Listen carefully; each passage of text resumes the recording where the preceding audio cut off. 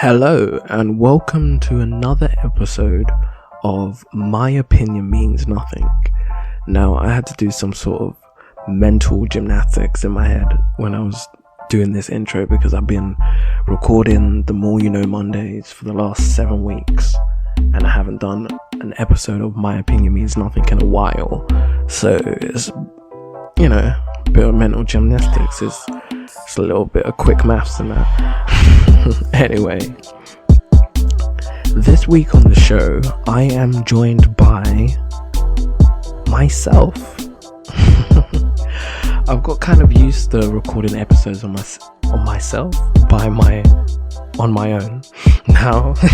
So I thought, you know what, fuck it. I'm just gonna record another episode of My Opinion Means Nothing. Also, I can swear on this pod. Like, I haven't been swearing on the More You Know Mondays, so I get to kick back and relax a little bit. I thought I would release a final episode of the year, mainly because the last day of the year this year is a Thursday, which, if anyone doesn't know, is the 31st of December, and the 31st of December also happens to be my birthday. So I thought, why not record an episode that comes out on the 31st of December, and I can do like a catch up, like a roundup. And I don't know, this idea kind of came to me over the weekend while I was enjoying my Christmas break, and I still am enjoying my Christmas break from recording. Other than this episode, the next episode will be out. My Opinion Means Nothing. I'm not sure. I need to find guests out there who wants to come on the show. Get at me. Anyway, but the next episode of the More You Know Mondays will be out on January the 11th. So if you've been listening to that, thank you for listening. And if you've been listening to My Opinion Means Nothing this year, I mean, there's only been 5 episodes I have released because, the pandemic. And yeah, check that. Thank you for listening to all of those. This is kind of like, I guess I call it a roundup because I'm gonna kind of round up the year in a sense of, in a My Opinion Means Nothing kind of way, in the form of like 2020 has kind of been a weird year. And I don't even know if weird is the right words to call it. Strange. It's kind of an anomaly in all the years that I've lived. So, I mean, that's not really been, it's been interesting. It's been a lot about, for me, I guess, self-growth. Because I took like a huge break from social media at the start of this lockdown, because for me it was kind of like, if everyone's locked down, or this is my mind, this is the way how I was thinking about it anyway. I was thinking like, if everyone's locked down, like, then nothing's really happening. I know like things were happening on social media, but in my mind I was just thinking to put my mind at ease so that I could come off social media. I was like, nothing's happening, so you have no reason to be checking on people's profiles and scrolling up and down, so it's the perfect time for a break. So I took a huge 7-month break from any social media. I didn't touch anything. Maybe Snapchat, but that was just messaging people, so I don't really count that as social media. So, but other than that, I wasn't on Facebook, Instagram, Twitter. I think I may have used LinkedIn, but again, although it's a social network, it's more for business. And so I was just it was in part of my self-development, just building up my, I guess, knowledge and learning. So I took my break from social media, and I was like, now I need to fill this time with something, how can I put it, like something useful, like something that's worthwhile. Like, so one of my friends told me, we were talking, he was like, what are you going to do now, like in this lockdown? Because at the beginning of the lockdown, I got sent home and I was just in isolation. Like, nothing was wrong with me, but I work for the NHS, and there wasn't like many people working because obviously everything was locked down and they never had the correct PPE at that time. So it was kind of a thing where there wasn't really anything. They shut most of the clinics that were open, so like there was no reason for me to be in because there weren't many like people calling up or many people to be put onto the system. So I was sent home for like 2 weeks, and I didn't know if cause I don't work like as a permanent member of staff, so I don't get sick pay or anything like that. So I'm kind of like, you could call me a temporary worker for the hospital, but I work on bank. But that's what it's called anyway. So yeah, like I got sent home. I didn't know about, like, furlough wasn't going to touch me. I didn't know where my next, like, if I was going to get paid. I knew I was going to get paid that week, but after that, I didn't work.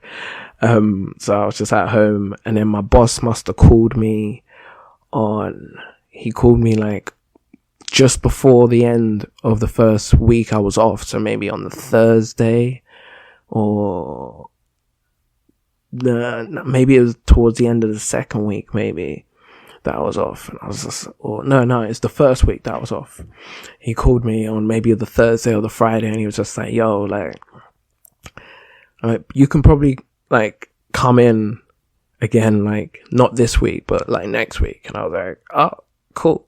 And then he was like, oh, by the way, we've paid you for this week and last week. And so I was just like, oh, so I'm getting paid and I'm off. So that just made the rest of the time I was in isolation like so much better, because I was just like, all right, cool, I don't have to worry about where the money's coming from because I'm gonna get paid, so I could just chill and enjoy my time just chilling before I have to go back. So yeah, once I went back, I don't know if you're following this story, because I get told like I tell stories all over the place, and I've obviously just done it now because I jump into asides and then I jump back into the story. But anyway, if you're on the level, continue. Anyway, so my mate must have told me about web development, and he was like, I think you would be good at it. And I was like, all right, cool, man, I'll look into it. So I looked into it, started looking into it, like a couple of courses, took a few courses on it, like on like coding and HTML and CSS, JavaScript, and I proper delved into the area, and I was like, yo, I actually like this. This is really fun and interesting. So I've been doing that, and that's been fun and interesting. I've got like some cool ideas coming. I can't even share it because like not right now, but there's stuff coming that I've been working on that I'm excited about. But that aside, that was just me 2020. And then when I jumped back on social media, it was mainly, I was dealing with it differently, because now when I feel myself scrolling endlessly for a certain amount of time, I'll stop myself and I'll be like, what am I doing? Like, and then I'll just jump off Instagram, like, cause there's times from before when I used to use social media, or mainly Instagram for me anyway, but there used to be times where I could be on Instagram from the AMs to the PMs, just scrolling and watching stuff. And yeah, it's cool. Like, you can, because of the endless scroll, you're endlessly seeing content. That's great. But at the same time, you're endlessly just looking at your phone screen. And I don't know, it kind of got on me more so when, cause my granddad also passed away at the start of the year. So I went to Jamaica just before the very first lockdown in March. And there was a time when I was just out in the sun, just chilling with my family or with my cousin, and I was on my phone, just on Instagram or on some social media. This was before my break. And my cousin was just constantly like, why are you on your phone? And I was just like, oh yeah, you know, I'm just checking something. And I was just like, and then I started, when I was in my break, I was just thinking to myself, I was like, why? I've got this beautiful country, I'm in Jamaica, and now I'm on my phone. Like, I know it was only briefly, but I don't know, it's hard to explain. I hope people understand where I'm coming from, or what I'm saying with what I'm saying. But yeah, like I was lucky when I got back into the country. For me, like, this is what I want to talk about mainly. Like, this is the main reason I want to do this pod. Because I can talk shit. And not that I can talk shit, but like, I can actually speak my mind about like some of the things that have happened this year. For me, the thing that has annoyed me the most, and I don't know if anyone else agrees with me, but it's not the pandemic, that anything that's happened.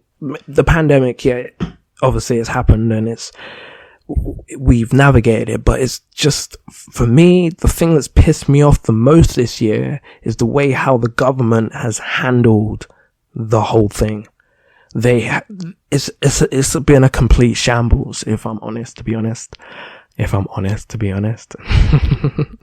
It actually has been a complete shambles, the way how they've handled things, and to the point where I'm sure it could be handled a completely better way. Like, I've been talking with my mates with so many other better ways that they could have handled this, and I mean, I didn't go to Eton, and it seems pretty simple to me.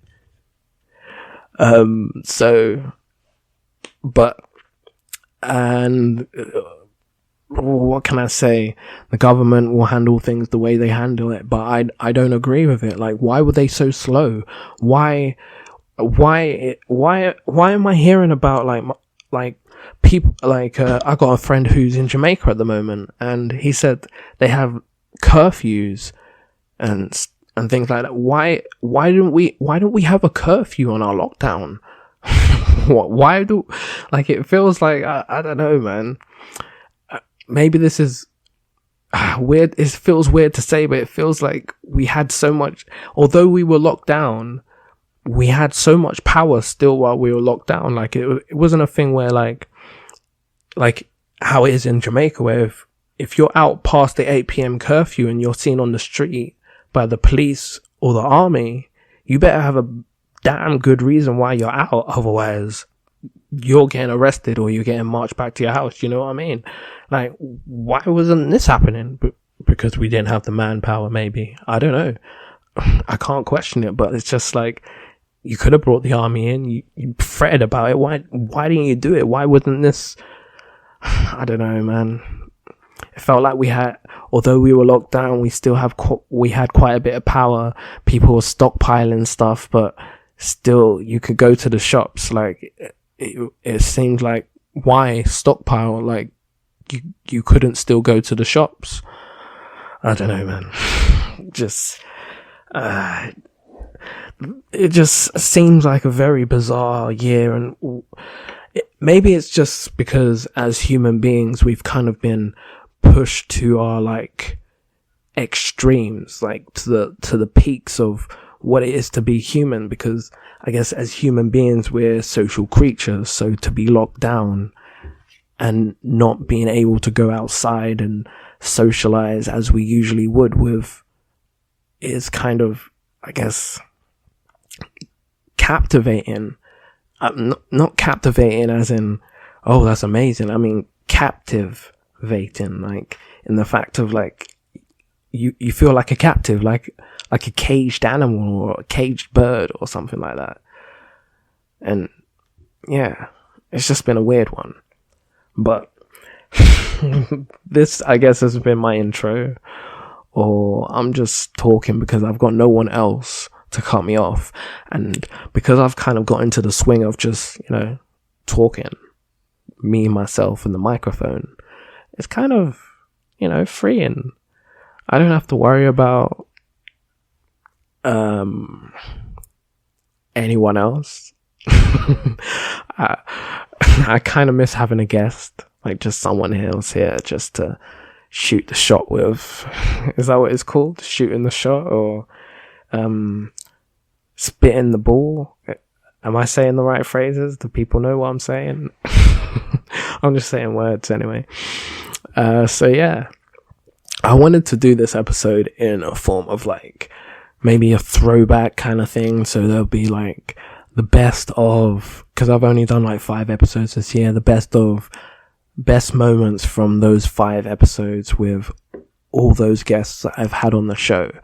So first of all, before I'm like I said, it's a shambles of a show because it is planned, but because I'm going off into tangents, it's taking me off my plan, and then I'm trying, like I said, mental gymnastics. Then I'm going back and I'm like, yo, Kory, you're off topic here. You need to get back on session. And then I'm like, yo, yeah, all right, cool. This is what it's like when it's just me, man. Just me, myself, and I, and me and my thoughts, and trying to do these mental gymnastics while I was trying to stay on topic, and then also wanting to, like, tell stories. So yeah, I want to thank the 5 guests I have had on the show this year, who include Split Mind Poet, the guy with the purple tie, Tree with Roots, and Becks. So I would like to thank all those guests for coming on the show. It was like earlier on in the year. So this was like January and February when I spoke to these people, these fantastic guests of mine. So I would like to, don't worry, I was just clearing my throat. It's not the Rona. I've always wanted to use that joke. It probably was terrible. Anyway, I would really like to thank those guests for coming on the show. Cause this was like pre-COVID. So this was when, like, it was probably happening in China, but the Western world was just, we were just like, well, it's happening over there, but Boris said, like, don't worry about it, so we're not gonna worry, innit? Yeah. Well, not that Boris said not worry. It was like, it wasn't really being reported over here as if it was a problem, or as if it was something that we should worry about, until we had our first case, that is. But yeah, so I have lost my train of thought, and usually I would, like, because I've been so edited on the More Mondays,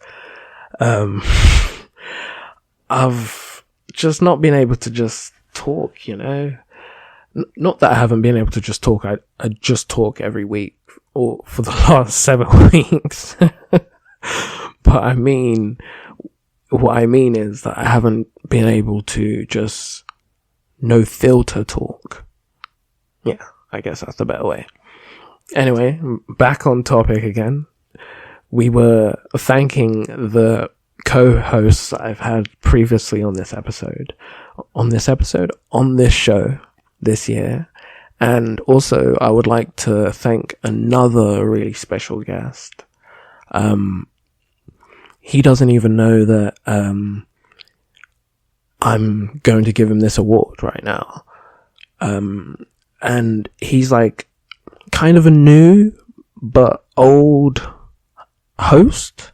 Like, everyone knows him, but at the same time, like, he has a new show. I don't know if I've mentioned it a couple of times on the show. This show, which I'm currently speaking about or speaking on, but I'm speaking about another show. Sorry, I can't do this. I'm speaking about another show, and yeah, I've lost it now. This host is myself, obviously, because, you know, I told you at the top of the show. I think I told you. It was like 20 minutes ago, so I'm sure I told you that today, the 31st of December, is my birthday. So I'm gonna big up myself, because it's my birthday, and I can big up myself if I want to. Fuck it, I can big up myself any day of the week if I feel like it, because I love myself and I am beautiful. And that's it. I big up myself because if there was no one else around, that I need to know that I can motivate myself, and that's why. But anyway, let's get on to the actual show, because this whole, like, the first part has been a ramble. There's been other stuff in there. I mean, useful stuff, like gems of information, obviously. So you should, like, if you haven't already, get a notebook out and then rewind the episode, because it's only 20 minutes. So, like, it's calm, it's cool, innit? So just rewind the episode now with your notebook out, and just when you're listening, just any nuggets of, like, knowledge that you find, just note it down. So I'm just taking a piss. I haven't had a chance to do this on a podcast in a very long time, so I'm just having fun. But anyway, 2020 has been a weird year, or strange. And yesterday I was watching this fantastic, let's call it a mockumentary, because it was like a comedy documentary that was that was called Death to 2020, and I thought it was dope. I thought it was spot on. Like that, when I watched that mockumentary, it was just like, yeah, because like before I actually recorded this episode, or actually put the motion into actually recording it, or put the idea into motion, put the motion into actually recording it, put the idea into motion so I could actually record this, I wasn't sure about doing it. And then I watched the mockumentary and I was like, yeah, I'm definitely going to do it. Cause I got to the end and they were like, yeah, we're going to do this again next year. And I was like, yeah, that's a good idea. Roundup. I should do that. So that was quite inspiring for me. Hilarious. If you haven't seen it already, it's on Netflix. I'm not getting paid for this sponsor. I pay them to watch it.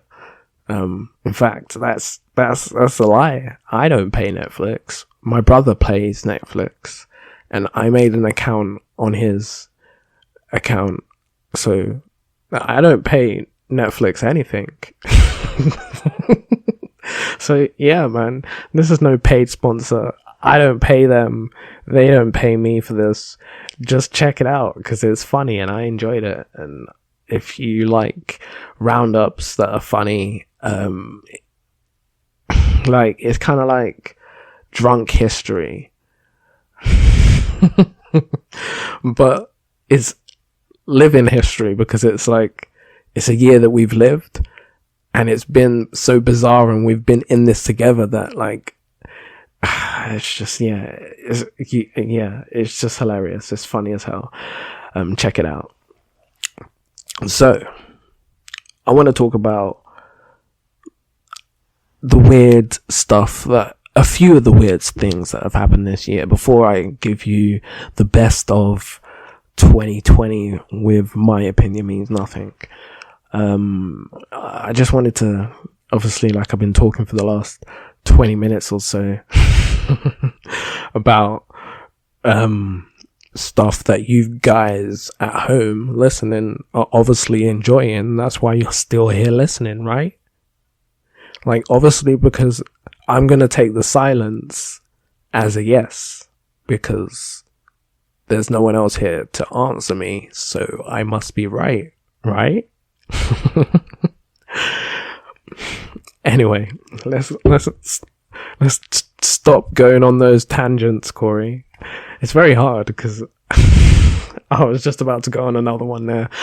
This is just me. Anyway, let's off the tangents, because, like I said, I've got no one here to stop me. It's just me, baby. Off the tangents I am for a brief moment while I talk about a few of the crazy things, or strange or bizarre things that happened this year. So, number one on my list, because when I looked this up, I was just like, right, this happened this year. That's mad. So, like, this year, the Pentagon released those UFO footage videos, which was kind of a bit crazy, to see. So they're throwing that strange thing into the mix again. It's kind of starting this. I think maybe this was in July, so it's not like I'm doing this in order or anything. It's just interesting things. But yeah, it's kind of weird to think that with the strange, weird year we've had anyway, now, like, the Pentagon has released these UFO video snapshots, and it kind of makes us all think, like, we've always wondered if there's anything else out there, but at the same time, it's not that far-fetched, you know? To believe that human beings are the most intelligent life forms in the entire universe is kind of a stretch for me. So there better be something else out there. Otherwise, maybe there's no hope for us to turn into the Star Wars one day. Because that's why I invested in, what was it? Who's got their own? Virgin Galactic.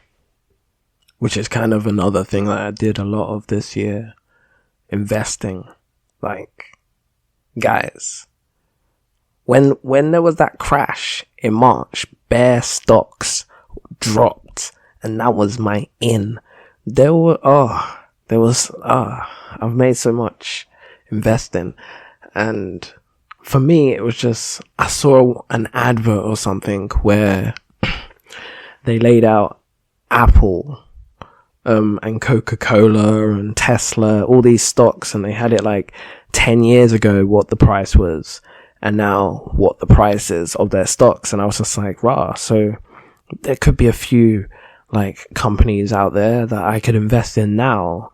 And if I think about, in my perspective, which companies possibly in 10 years could be, their stock could possibly be worth double or triple or even more.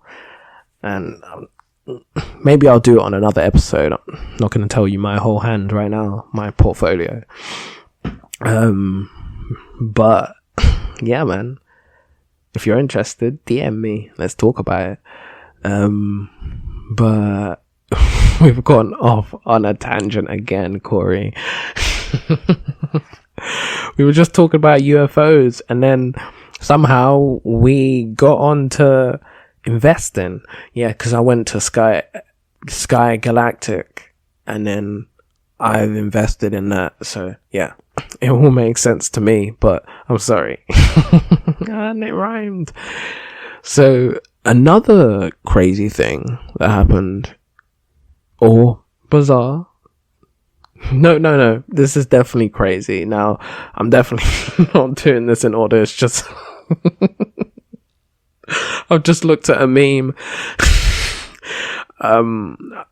This isn't even a video, so I can't even show you guys. But basically, who remembers good old Tiger King? Now, yeah, crazy thought, but the documentary of Tiger King came out this year. Like, it was during lockdown. Like, or during, I don't know, was it summer when it came out? And yeah, it was this year. Oh, that's bizarre to think about. I watched because that's something that they went on the mockumentary. Like, I have watched so much Netflix this year. I feel like I have completed Netflix. Like, I didn't watch Netflix this much before lockdown. That's probably why Netflix stock is like, was it $500 a share at the moment? It's like Netflix stock is like, from what I'm looking at, it's like worth more than Apple stock at this moment. Like, it's mad. Anyway, but yeah, I've watched so much Netflix that I feel like I have definitely completed Netflix. Like, I watched Tiger King. Tiger King, I don't even know. Like, it's because now I've said it. My memory is just like working overtime. It's like Tiger King. Let's go for the archives. Tiger King. But how can you forget Tiger King and good old Joe Exotic and Carol Baskin? Oh gosh, that was this year. Oh my days, that was actually this year. Man, oh my days, that was this year, guys. That's crazy. And the meme that I looked at was like a meme of Joe Exotic fused with Trump's face, and it it just looks hilarious. So anyway, what else happened this year that's kind of crazy? I don't know if it's crazy or maybe bizarre more, because when I was looking into this really made my mind do mental gymnastics, because Elon Musk and Grimes baffled everyone this year when they named their first child XAE12. Like, it's like a A with the E coming off the line, the second line of the sorry, I think I said it's an A coming off the second line of the A. So it's an E coming off the second leg of the A. That's how it's spelt. So when on later investigation on the name, because I wanted to know how to pronounce it, and I did get the pronunciation, but I need to re-find it because I was looking this up I think today at work. But what day will you know? What day at work? When did I record this? Who knows what day it is? But what you do know is that you're listening to this on the 31st of December. So I could have recorded this on the 31st of December, in the AMs, and then just uploaded it, gassed on my birthday. And And then boom, like you man got an episode like out of the blue. Surprise, baby. You weren't expecting this. Like I said, on another tangent. But back to the name that baffled the world. It baffles me even more because there's a number in the name. So it kind of makes me think that, you know, Elon Musk, he created, what did he create? Like, isn't he the mastermind behind PayPal and Tesla? Definitely Tesla. So I don't know. It just feels like if Elon Musk is naming his child like this, like what does he know about the future and human names? Like, are we going to start changing human names now? Like, I'm not taking the mick out of the name or anything. It's just, it's different. So, like I said, look it up, because like mental gymnastics is what I might call this episode. 2020 mental gymnastics. Yes, that's the title, mental gymnastics, because oh my days. Like I said, XAEA12, and unfortunately in the state of California, the law, it's outlawed for people to have names with numbers in it. So instead of 12, they've changed the end part to XII, as in Roman numerals for 12, which is pretty cool. So the name is pronounced XAE12. So yeah, I mean, it's a little different, but it's kind of cool at the same time, I guess, because it's a name that's not conforming to everyone's standard of what a name is. So, although it's bizarre to people looking at it, like reading it, at the same time, they've done something different, which is cool. Because no one else in the world will have a name that is the same as their name. Although, like, this might inspire other people to come up with other different spellings and names, which then could evolve what we see to be a name.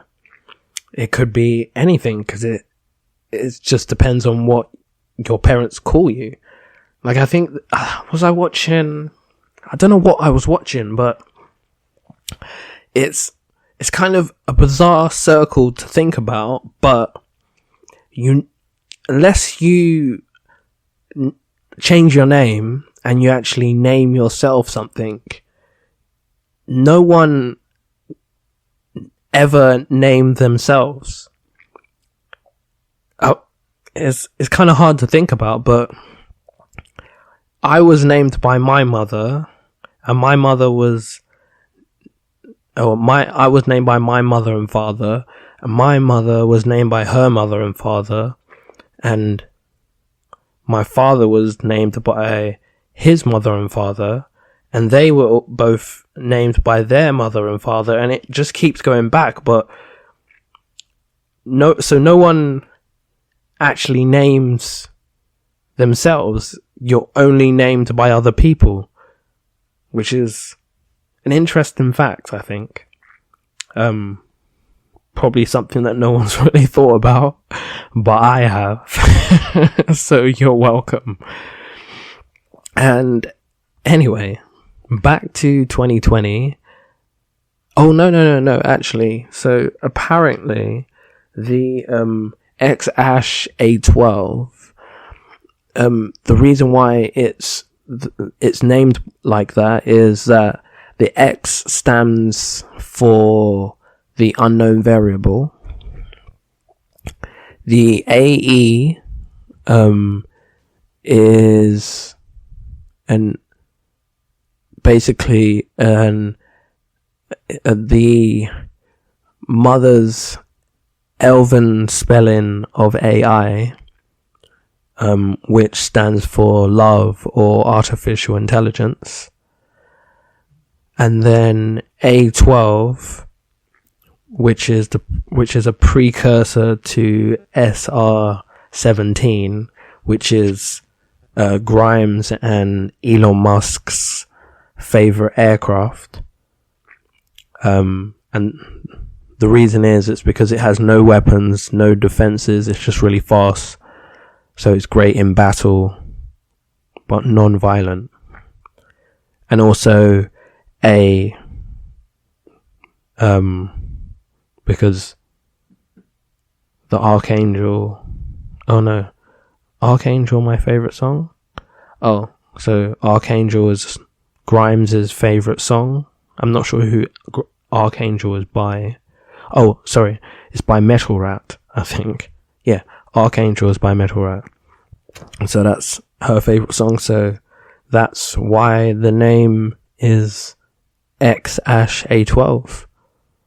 So, yeah, which is more mental gymnastics for me. But it's cool that like every letter in their child's name means something.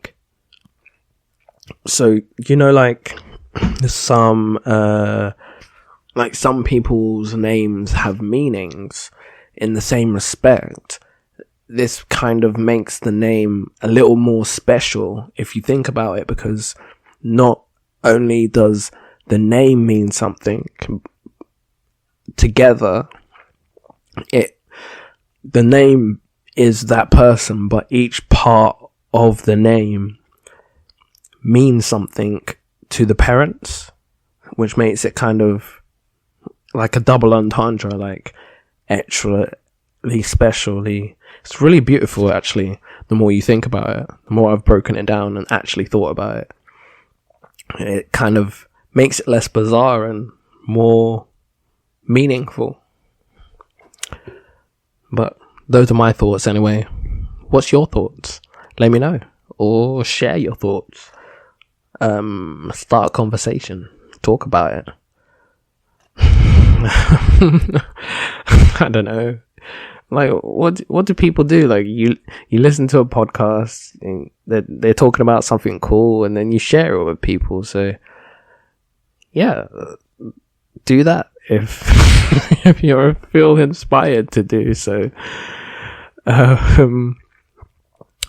What else happened this year? We had the bizarre president of America, Donald Trump, who has finally been defeated like the final boss on Mario. I say Mario because another cool thing that happened this year is the Nintendo Switch, which is a console that I now own. It outsold, I think, the Nintendo Wii. And it's now, because of 2020 and the lockdown and so many people buying the Nintendo Switch, it's now like one of Nintendo's best selling console of all time. I believe these facts are right, but like the names on the title, I want if you could, the label, the names on the label is what I think I wanted to say. The titles. I'm not getting this saying right, but the name of the show, in my opinion, means nothing. So take it or leave it. Some of it I am 100% sure about, but partly I would say look it up. Like, you know, I'm doing my due diligence ahead of time so I don't have to apologize to my fans for not having all the facts in the beginning. Which is another thing that we saw this year in the form of Joe Rogan, which I haven't actually listened to his podcast, so I can't 100% talk about it. But I know for people that have listened to the show and from like reviews or reactions to what's happened to Joe Rogan show and everything like that I've been catching up on, like bear drama this year as well. Like I got onto like watching YouTube videos a lot during lockdown because it was just like, you know, what else could I do? Like I'm locked down, like I might as well check out the videos. And like I've seen that a big thing that is now a thing that used to be kind of more underground on YouTube that is now like a more commonly everyday thing is like a reaction video. Like there's so many reactions to everything. So like now, like, I was thinking about it yesterday. I think I was thinking about it yesterday. No, it's definitely yesterday. Or maybe it was the day before. No, it was definitely yesterday. I was thinking about like, it's kind of bizarre that when something comes out, like a video on YouTube, like maybe it's someone's music video or just any video nowadays. It could be anything, Dr. Phil or I don't know. Like, what else has been reacted to? Like, what's that? I can't think of the name of the show where Big Ed came from. But like, if you know, you know, 50 Day Fiance or some show like that. TLC is a big channel that a lot of people review shows on, because it's funny. But that I think it's more funny that these shows made it to TV and someone actually was just like, yeah, people want to watch this, commission this, yeah, well, this will get the ratings. And I'm pretty sure it probably does because it's a bizarre show, like extreme cheapskates and stuff like that. So, but back onto the point I was making, like, it's kind of strange that if you want to watch something, you can, if you don't have to actually just watch the video. You can watch your favorite creator or just any creator, if you're just looking for a random reaction, talk about, like something that you might have already watched a video of, but it's just like you're getting their opinions and it makes you kind of think about other things that you didn't think about before. If I really think about now, I've just broken it down in my head. It's kind of like, I feel like the reason why we enjoy reaction videos so much is because it's kind of like the director's cut on a movie. Like, do you know, like, when you buy the movie, you get like the extra features and you can watch the whole movie, but with the directors talking over the film, and they're talking about, oh yeah, this is the reason why we did this, and they're reminiscing about shooting it and like just commentating on the art. And I think reaction videos have like an element of directors cutting it, in the sense that that's what we enjoy about it. We enjoy, although I think we would probably even enjoy it more. Oh, but nah, I don't know, like directors talking about movies seems cool, but like sometimes, I don't know, would it be cool if, I don't know, there was an artist that release the music video, and then after they release the music video, this would be a cool idea. Like, someone can steal this. I'm just putting this out into the ether.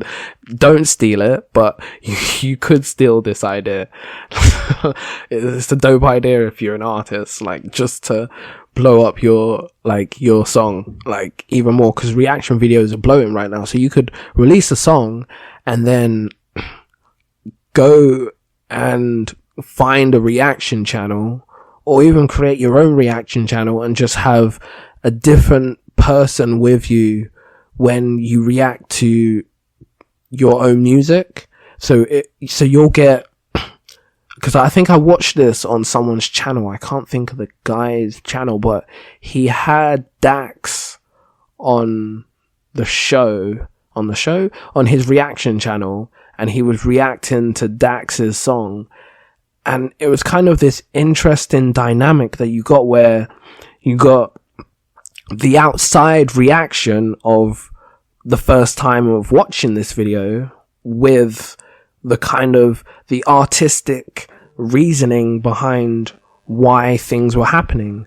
And then also his own reactions to, I don't know, seeing, just watching the video with someone else maybe, or even just from that kind of perspective after hearing another outside opinion.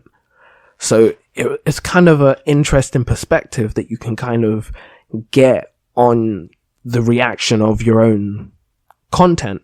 So in that perspective, as an artist, you could have your own video, and then go round and review your own content with someone else, so you get the balanced review plus the extra director's cut kind of angle of the reaction, which kind of adds a different dynamic to it. So I mean, if you're an artist and you want to take it. It's a cool idea, I think. But if you don't think it's a cool idea, I'll just use it for myself. I'm gonna use it anyway. But yeah, let's move on. So apparently this year a star went missing. Now, it's kind of a star going missing. It seems kind of bizarre for me to think about. Again, mental gymnastics. What do you mean a star went missing? How do they know? But like, obviously the scientists, and they've got telescopes, and they're obviously watching the sky, and they'll obviously notice if a star went missing. Things don't usually things that go into outer space don't usually vanish without a trace. But funnily enough, this is actually what happened with this star. So the star that they are talking about, now I understand why. I was just scrolling down. I hadn't actually come up to this one before. So it was kind of, I was like, the title just said a star went missing. I was like, a star went missing. So I gave it a quick read, and I was just like, oh, that makes sense why they noticed. So basically this star was 2.5 million times brighter than the sun. So if that went missing, that's kind of noticeable. And this blue star, that was also known as a luminous blue variable, was in the Kinman dwarf galaxy, which is which is about 75 million light years away from Earth. And I still, even though I watched a documentary on space, I think at the start of this, no, it was definitely the start of this year, it was on Disney Plus. So Disney Plus came out this year. Yo, so many things have happened this year that I'm just like reliving when I'm going over facts. But anyway, I watched this documentary on Disney Plus with Neil DePatrick Harris. No, that's no. that's not the right, but I just said a fusion of I can't even, Neil Patrick Harris.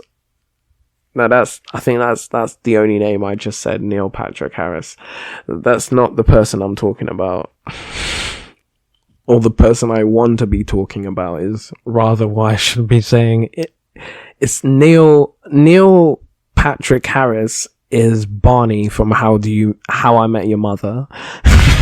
And the person that I was fishing for in my brain is Neil deGrasse Tyson, who is the science guy and the black science guy. And he has a documentary, which again, like the other documentary or mockumentary rather that I recommended, that I think you should check it out. It's called Cosmos, A Space-Time Odyssey, and it's with Neil deGrasse Tyson, and it's kind of like, it takes you on like the timeline of space, really, and it kind of goes through everything really well, and it's really, there's animations, there's kind of sketches as well, like from a few like famous comedians and actors. So like it adds to the learning. It makes the learning experience kind of fun, so it helps you retain the information better. Well, I think when learning is fun, it helps you retain information better, because it was fun learning it, and it blew my mind at the same time as I was learning things, and I was like, whoa, this is crazy, I didn't know this. And it just really made me think about space, and then also not just space, but then my place in I guess existence. And wow, that seems like such a I guess a big retrospective question or thought, or introspective, even retrospective. What the hell is retrospective? Introspective thought about just myself, I guess. But it does make you think, the space that you fill up compared to everything else that's out there. And we see it as so far away, and we see it as tiny, but in reality, we're tiny and it's huge. So, I mean, that to me just blows my mind. But anyway, the luminous blue variable, which is in the Kinman dwarf galaxy, and like I said, 75 million light years away from Earth. So they've been checking on it, the scientists out there, and it began to be observed by astronomers. It's not scientists, astronomers who look into space and figure out the wonders. Astronomers. Oh, that rhymed. Astronomers figure out the wonders of space. So anyway, the astronomers began observing this star, this blue star that was 2.5 million times brighter than the sun, between 2001 and 2011. But now it's not there anymore. So it just vanished. And I guess the weirdest thing for astronomers, and I guess scientists alike, is kind of that usually when a star disappears, like it's supernovas. And I guess the best explanation I can have for that is, do you know, like if you ever look up into the sky and you're looking at a star and it kind of looks like it's flickering, and that's because it's that star has died. Like when a star dies, it supernovas and it explodes. And when we see the flash in it, it's because obviously I'm not 100% sure, 100% right at this moment in time how light years are worked out, but it's kind of like basically I think it is the time it takes light to reach us. So if it's 75 million light years away, then I guess the light would take 75 million years to reach us. Now, again, my opinion means nothing, so please don't write no wordy letters to Spotify and try and get me cancelled. Like, they don't even own me exclusively yet. We haven't signed the papers. Oh, dude, I'm letting it on the drop. No, I'm kidding. I ain't got no contract with Spotify. I'm just making more 2020 jokes. I got them all day, man. But anyway, the thing that baffles astronomers is the fact that the star didn't supernova. It just simply vanished, which is weird. So either it's vanished or it's moved, and they haven't figured out where it's gone. But I think, you know, something that's brighter than the sun is something that you would notice to have moved, I guess. So that's weird.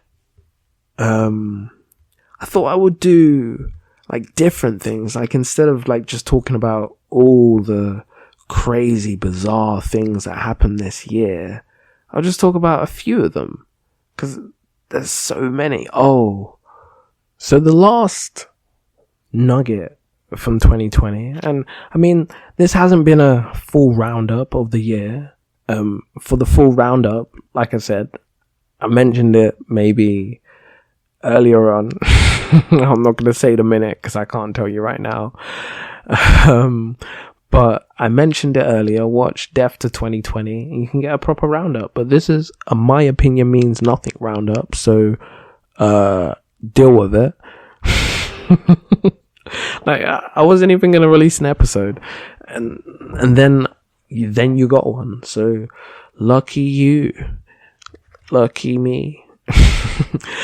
Anyway, before we get into my best of 2020 episode, 2020 episodes of My Opinion Means Nothing, I just want to talk about this last bizarre fact of that happened this year. Brexit. It was finalized this year. And I mean, finalized as in it's definitely happening. Like, no going back now, guys. But not finalized with a deal. I mean, I think maybe now we may have a deal with the EU, but I'm not sure what the deal is, if it's been announced yet. Possibly it has. I just haven't looked into it, because I just don't want to get stressed out before the end of the year. I'll do it. That's a 2021 problem. But yeah, another fun fact about 2020 is that I'm not sure how many people know about this, but there was actually meant to be a general election this year. Like, so usually when we have a general election, it's the same year that America have their election. Now, America had their election. Joe Biden is now the president of America, thank God. Trump is out, but we've still got this bumbling buffoon known as Boris Johnson, and his government. I want to call them a band of merry men, but who men and women rather, who are the government, and they just don't know what they're doing. We need a change. Like, where's our? When we haven't had this national election, national. I sound like a record player. National, general, like I've skipped or something. National, general, national. We haven't had a general election yet. And we were meant to have one this year, but I guess because of everything that was happening with the pandemic, they've pushed it to 2021. So we will have a general election next year. But I want rid of Bojo. I'm done with him, man. He's dead. Like he's like, I mean, dead as in terrible, not like I'm going to track him down or anything. Not that I should have needed to clear that up, but slang, you know. Oh, I said no filter, slang-a-lang. So yeah, we need a change in the Houses of Commons. I would like to see a Labour government, or maybe an alternative party if there's anyone who's got better ideas. We just need a change, you know. Conservative are running this ground into the dirt. Yeah. And that's why I'll leave it there before we go into the good vibes of the catch-up and the throwback. Throwback. Of the best of 2020 of My Opinion Means Nothing. So if you are still with us, are you still with us? If you are still with us, then thank you for listening so far. And without further ado, I will roll on with the clips.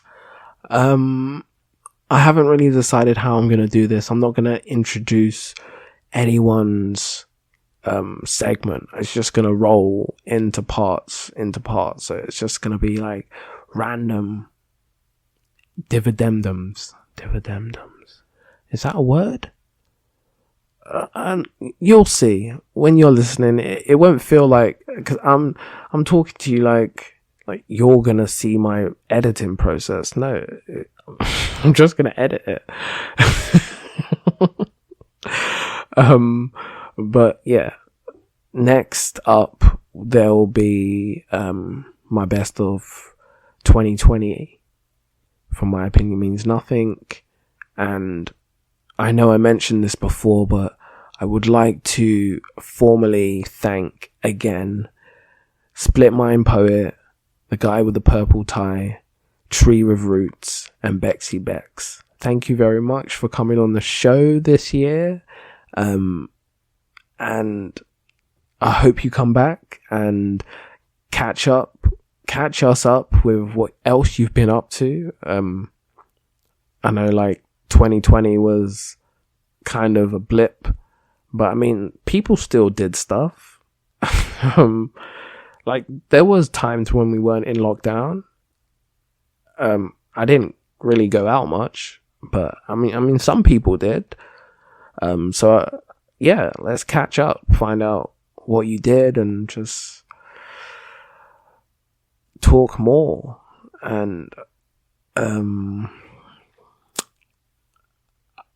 I've got nothing. Yeah, I'm literally out of words. You're welcome. Let's get on with the best of. Thank you for listening so far and dealing with my random conversation that mostly I guess I've had with myself. Well, I've been talking to you guys at home through this microphone, but it feels like there's definitely been parts where I've possibly been talking to myself.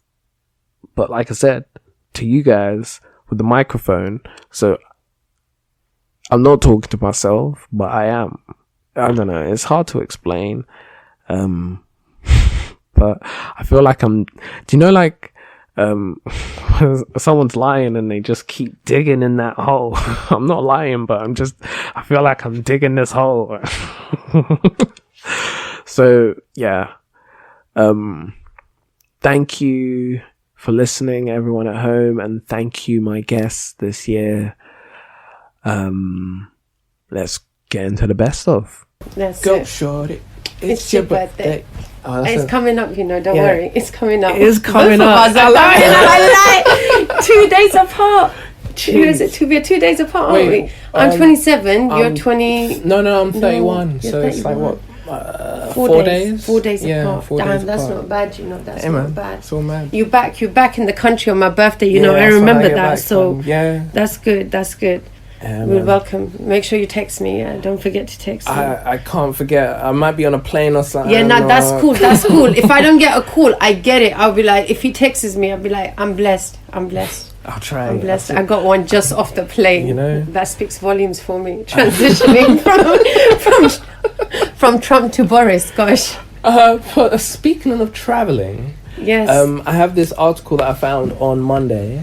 Go for it. About Apple Express Transit, which has just arrived to London, which is going to speed up commuters' travel for when they use their Apple Pay on London transport.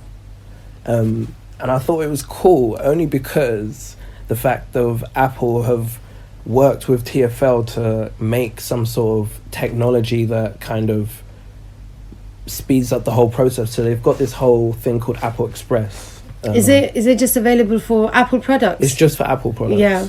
So it's called Apple Express, and the feature basically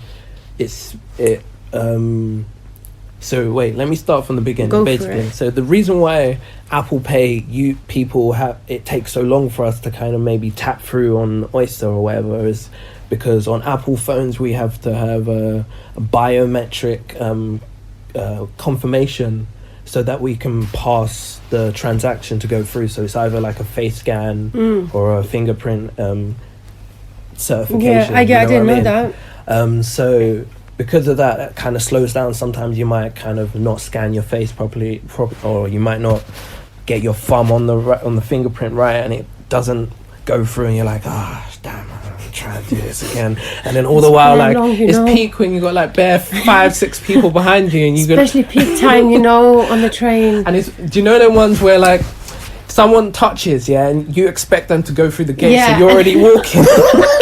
And they're like, no, you haven't gone that small amount of traffic that gets created, just near that. But, I get it. So Apple have worked with TfL to create this, design a specific, what's it say? So basically it is Apple Express, which is a new. You can set it up on all your Apple phones. You by going to settings on your iPhone. Yeah. Then select Wallet and Apple Pay, and then scroll down to Express Travel Card, which is under a new section in your travel card section. And then once you select that, you can select a card, which is the card that you use for usual travel on the underground or on travel on buses and everything, and that will be your Express card. So that means that once that card is selected, you basically confirm it once, and then you can use it throughout that day just by touching. And it also has this cool feature which I thought was cool, that if you use your phone mainly for Apple Pay and say your phone dies, I'm not sure fully how this works, but it allows your phone to still be active and use the Apple Express Transit for an extra 5 hours after your phone dies. But I'm not fully sure how that all works, but that's what it does say in the article. So it says there's a chance that even if your phone dies, you don't have to worry about not being able to still be able to travel with Apple Pay, which is pretty cool. Because the duration of it is a lot longer. Yeah, it's a shame because TfL is like our transport system and it's only Apple. Yeah. Oh, because I'm Samsung. Don't me shit. As long as you've had your iPhone, mate, that's probably as long as I've had my Samsung. So I'm not saying I'm sticking by it because I haven't got the latest version, but I'm getting there. But this, okay, what do you think? I mean, I think it's pretty cool, only in the sense that Apple have worked directly with London Transport, to integrate this kind of technology into the barrier system. So that's fucking dope. So like they've seen that people in the UK are having this problem with when we travel on the underground with our Apple Pay, and they've seen that and they've gone over and above to help speed up the process and create this whole Apple Express so that we can go faster on the underground. We don't have to disrupt traffic, you know, like it's like, so it makes it like any other contactless payment, you know what I mean, which is pretty dope, I think. Are you using it at the moment? I don't use Apple Pay that much, only because sometimes on Apple Pay I think it's because it's using your card, it's kind of cloning your card in a sense, so like sometimes transactions come out delayed. So, and we don't know the policy right now for like what's the period for how long it takes. And has the app, as in, does, like when you put it onto your phone, does it have its own what's it called, transfer system where your balance is shown on that, like, or is it being taken directly out of your account? The thing is with London Transport, when you use your contactless card is, and I have only been seeing this used recently because I've been using Curve Card. I don't know if you've seen the advert for the Curve Card. I have not. Basically, I'm going to put a thing actually in my description for this video because I think it's pretty cool for anyone that's really interested. Okay, go on. Curve Card is basically, it comes as an app on your phone, as well as it being a card that you get physically. And what it allows you to do is kind of similar to Apple Pay, but giving you the physical card that you can kind of add like multiple cards to this one card. And then just change the card that you're using on the app. On the go, and then that's the card that will be used by the official card. So like that means that I don't really have to carry around my actual debit card from my bank, and I don't have to worry about losing my actual debit card from my bank because I carry this Curve Card around and I can use it for. And you can activate it from before you leave the house in some sense, to not take it. That's what I mean. It's all set up on my app and everything like that. So I use this Curve Card. I use it in the shops. I use it on the bus. I use it everywhere. And every time I use the card, it sends me an email, because I've set it up on the app. It sends me an email of the exact amount of the transaction that I've spent, and it goes straight to my email, and I get a message on my phone saying I've spent this much and where I've spent the money. So then I can go on the app and check. See, I think that's better than the TFL and the Apple thing. Yeah. In my opinion, because it's not restricted. First of all. And if they did it, I suppose it's Apple, isn't it? But Curve is the same in the sense that the payment is a little delayed because it's not. But it's the same with any bank really. When you use contactless, it's delayed anyway. So that's just the process anyway. So it might sound like this is way off topic, but let me know if you think you know why I think this is connected to this here. Okay. All right. So I recently saw like a video on YouTube where there was the first 17 million pound Bitcoin watch was being made, and it was being revealed on a show. And the reason why it's been called the 17 million pound or whatever is because when you get your phone barcode and you scan it, because the watch actually has its own barcode, that barcode is connected to your account, and it tells you straight away how much that Bitcoin account is worth. And I feel like that is a very niche thing. And then when I see Apple doing it with something like TFL, I'm like thinking, that's a very smart thing you've done there, because you've actually put a chip in everywhere, and your Apple. So it makes me think how centralized that thing is, and the reason why maybe it's not open to everyone else because you've created that specific chip for TFL perhaps, and licensed it. But then that accessibility is not to everyone in London. So at what point can we say that you're saying statistically iPhone is like the highest user, and so therefore it should just be like that. So that way I never get the concept of why niche markets are not open to everyone. But I mean, it's kind of it's open in the sense of Android have Google Pay. Yeah, you're right, actually. I don't use it, but I know it has it. Yeah. It keeps popping up on my phone. So it's the same concept pretty much, in the sense that you can set up a card and you just use it contactless on your phone, so you don't really have to carry your card. But the only thing different with Curve is that you can use this physical card then to buy things online. There you go. I can go to the cash machine, take money out, and it won't charge me anything extra. If I go on holiday, also I found this another beautiful thing. Go on holiday, if you want to take money out of a card machine in an ATM in that country, no transaction fees. No transaction fees. Wow. Another cool thing they have on it is, like, on the free membership, you only get to trial this for 90 days. But you get to choose 3 retailers that you go to or you buy from often, and I've selected TFL, Tesco's and Sainsbury's. Yeah. And every time I use my Curve card at that place, I get a certain amount of cashback points. I think it's 1% of whatever you spend. But then that comes back to you as cashback, actual cash that you can spend anywhere else you want. Yeah. All you have to do is change to the Curve cash card. Cash card. Okay, got it. Okay, but do we know who owns Curve? I don't know. I haven't really looked into that. I won't go into that one, yeah. But if it was that versus the Curve card, like any day, mate, like the Curve card, like nowadays, do you know, because nowadays if people walk past you at a specific distance and your phone, let's say if your card is just around your phone, they can actually swipe all your details. Yeah. And that's where this entire security thing started coming out anyway. So like one of the reasons. But I like it. Yeah. I like it. Yeah. I'd be more interested, if it was available to me, fam. I'd be like, you're onto something. Maybe, I don't know what they're doing for, I don't know if it's the same for Google Pay when you do your transaction. I don't know how it works. Neither do I. But I just know that for iPhone or I'm quite Apple old users. school, like my TV, like I'm so old school. Like I don't know why. I know once I lose an update of something, for example, when I lost my S10, or like I dropped my S10 in Camden Lock. That day, man.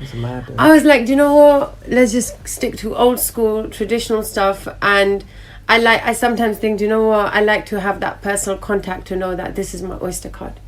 This is what I swipe.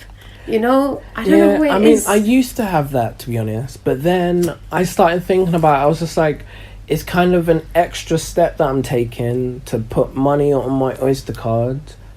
True. When I can just, for the sheer convenience, I could just take my contactless card out and just touch it. Yeah. And if you're saying that even if I use my Oyster card or I use my contactless card, I'm going to be paying the same fees. It's kind of like a no-brainer in a sense. Yeah. The only thing I did use my Oyster card for was when, or what I would use my Oyster card more for is the fact of, if I don't know if many people know this, but if you have a rail card, you can connect it to your Oyster card. Yeah, you can connect it. And you can get discount fares on the underground. Yeah. And bruv, let me tell you, that discount is live. It is live. I went from one time, I swear to God, like no lie, I went from Walthamstow all the way to Brixton for £1. Yeah. You're on about the 30% rail discount, isn't it? Is that the one? Yeah. It cost £1. Oh, mate. I swear to, I was like, what do you mean this cost £1? You get the maddest discounts, and that's the only reason why I would use my Oyster card over. I would put money on there. Like, that is it. Mate, do you know what? This got exacerbated back in the days when we were about to go uni. And what was it? Was it Nationwide that was offering 5 years of and the NUS rail card discount, all that stuff to students, and bare people went on it. I wasn't aware, man. That's the only reason why I went there. That's why I got my student account with them, because I was just like, rail card? I'm going to Liverpool. Yeah, I need that. And do you know, like, I was, back in the day, like, I remember I had to go, like, see my partner back in the days, like, between Warwick and back to Brighton. And then if I ever wanted to go back home, and I was like, all right, I have like Indians around me, so they know how to get cheap tickets for me. But how can I save more money? the end of the year, in April, when I received my total evaluation of how much I saved, make £183.04. I still remember that day. I was like, wow, you actually saved me. Like £60 tickets were like 22 quid. That's what I mean. If bought at the right time with the right people around you, especially if you're someone like me, because I spend sometimes without actually having the finances. Hey man, I walk out thinking I can find a spend, and I'm like, no, mate, Minnie, window shop moment. Window shop. You come back. I'm forever window shopping until I have that money, and then I'm gonna go buy out the bar. 50 Cent will always stay relevant. Yeah. As long as power is. Did you see? Did you see? Yo! Like, I'm just saying, innit? Like bars. I was like, 50 Cent will always stay relevant, bruv. As long as he has power, And you know what he showed you? He showed everyone is in the spotlight. That is what I loved about power. Like, no spoilers given, but the ending of like... I haven't seen it. Okay, I won't say it. But that was volume. He spoke volume at the end of it. And I was like, I'm torn right now as to how you've ended the show. But at the same time, I look forward to seeing more of you. Like, in my head, I was like... You legend. So basically the title reads, Twitter will be labeling deep fakers and other manipulated media as a new rule change on the platform.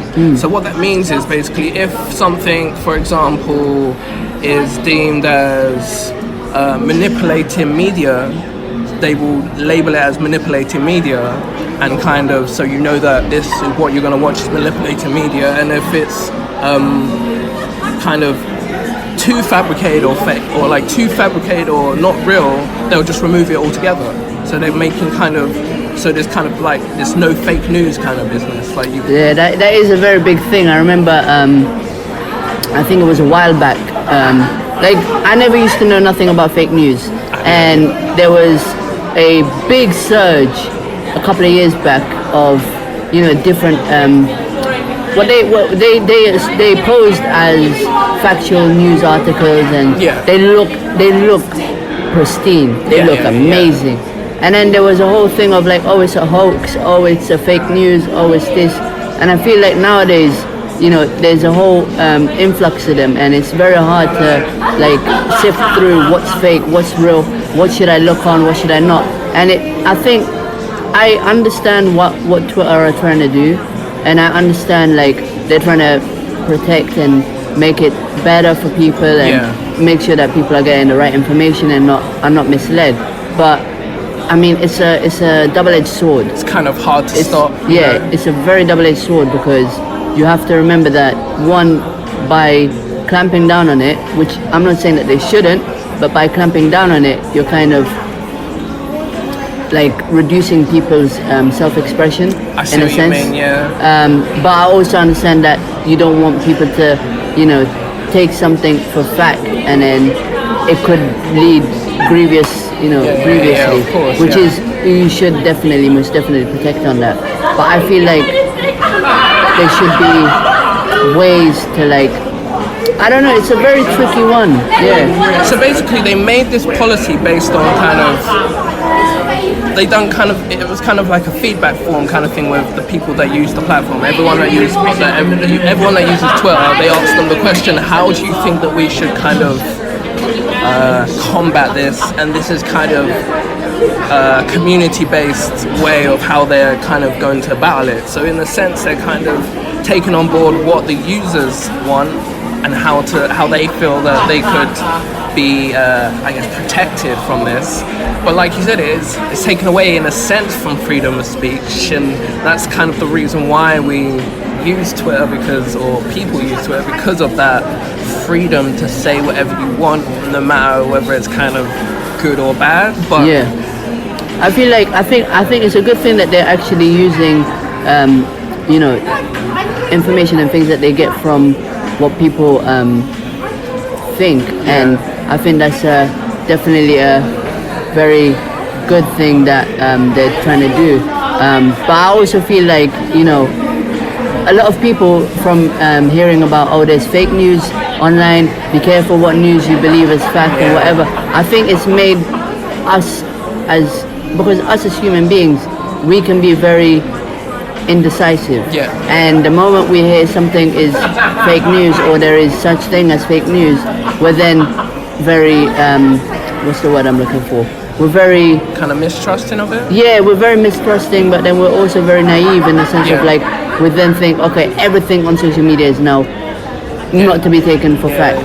Everything is a joke. And it's kind of hard in the world where we live in now, where you can't kind of just believe or read just one. No, you have to read 100. Exactly. And it's like, why am I going to read 100 if I can get my source from one place? Yeah. But then, you're saying that one source that I'm taking is not, 100%. So how do I know all of the 99 are going to be not the same, It's kind of like you said, it's a double-edged sword, and you kind of have to use your own judgment, I guess, in a sense. You have to. And I feel like it's come to the point where we're just, so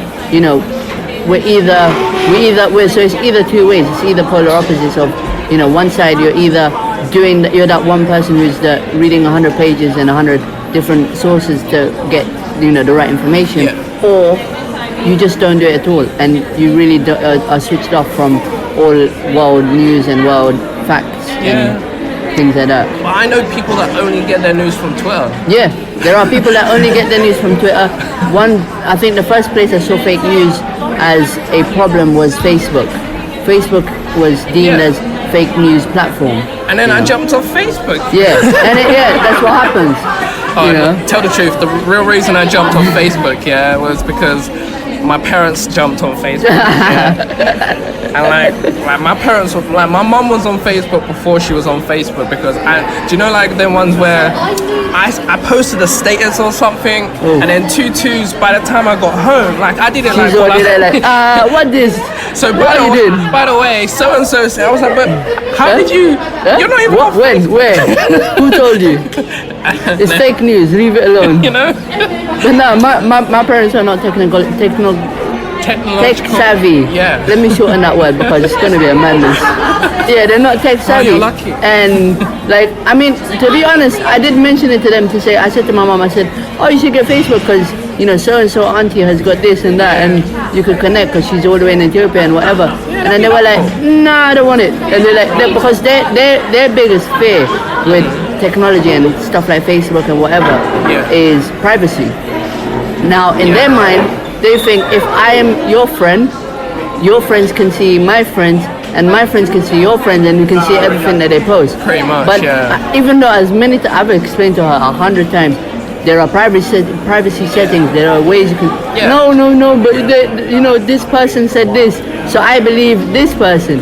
So there's a lot of fake news on social media, but then there's a lot of rumors spread by people, so it's kind of, both ways. Back in the day on Facebook when it first started, when there were no privacy rules. That was mad. Them days were free for all. Like when they were still figuring things out. Them days, like even your school could see what you're posting, and you'd be picked up at school and be like, you posted this, and I'm there like, wait, what? How do you know? It's true. How do you even know my Instagram and my Facebook? I need to change my name, And that's the other thing, like a lot of people now as well are changing their name and doing all of this madness, like especially if you work in education, which I do, sad enough. But even when we are first inducted, the first thing we know about is if you have Facebook, if you have social media, make sure it's not in your name. What?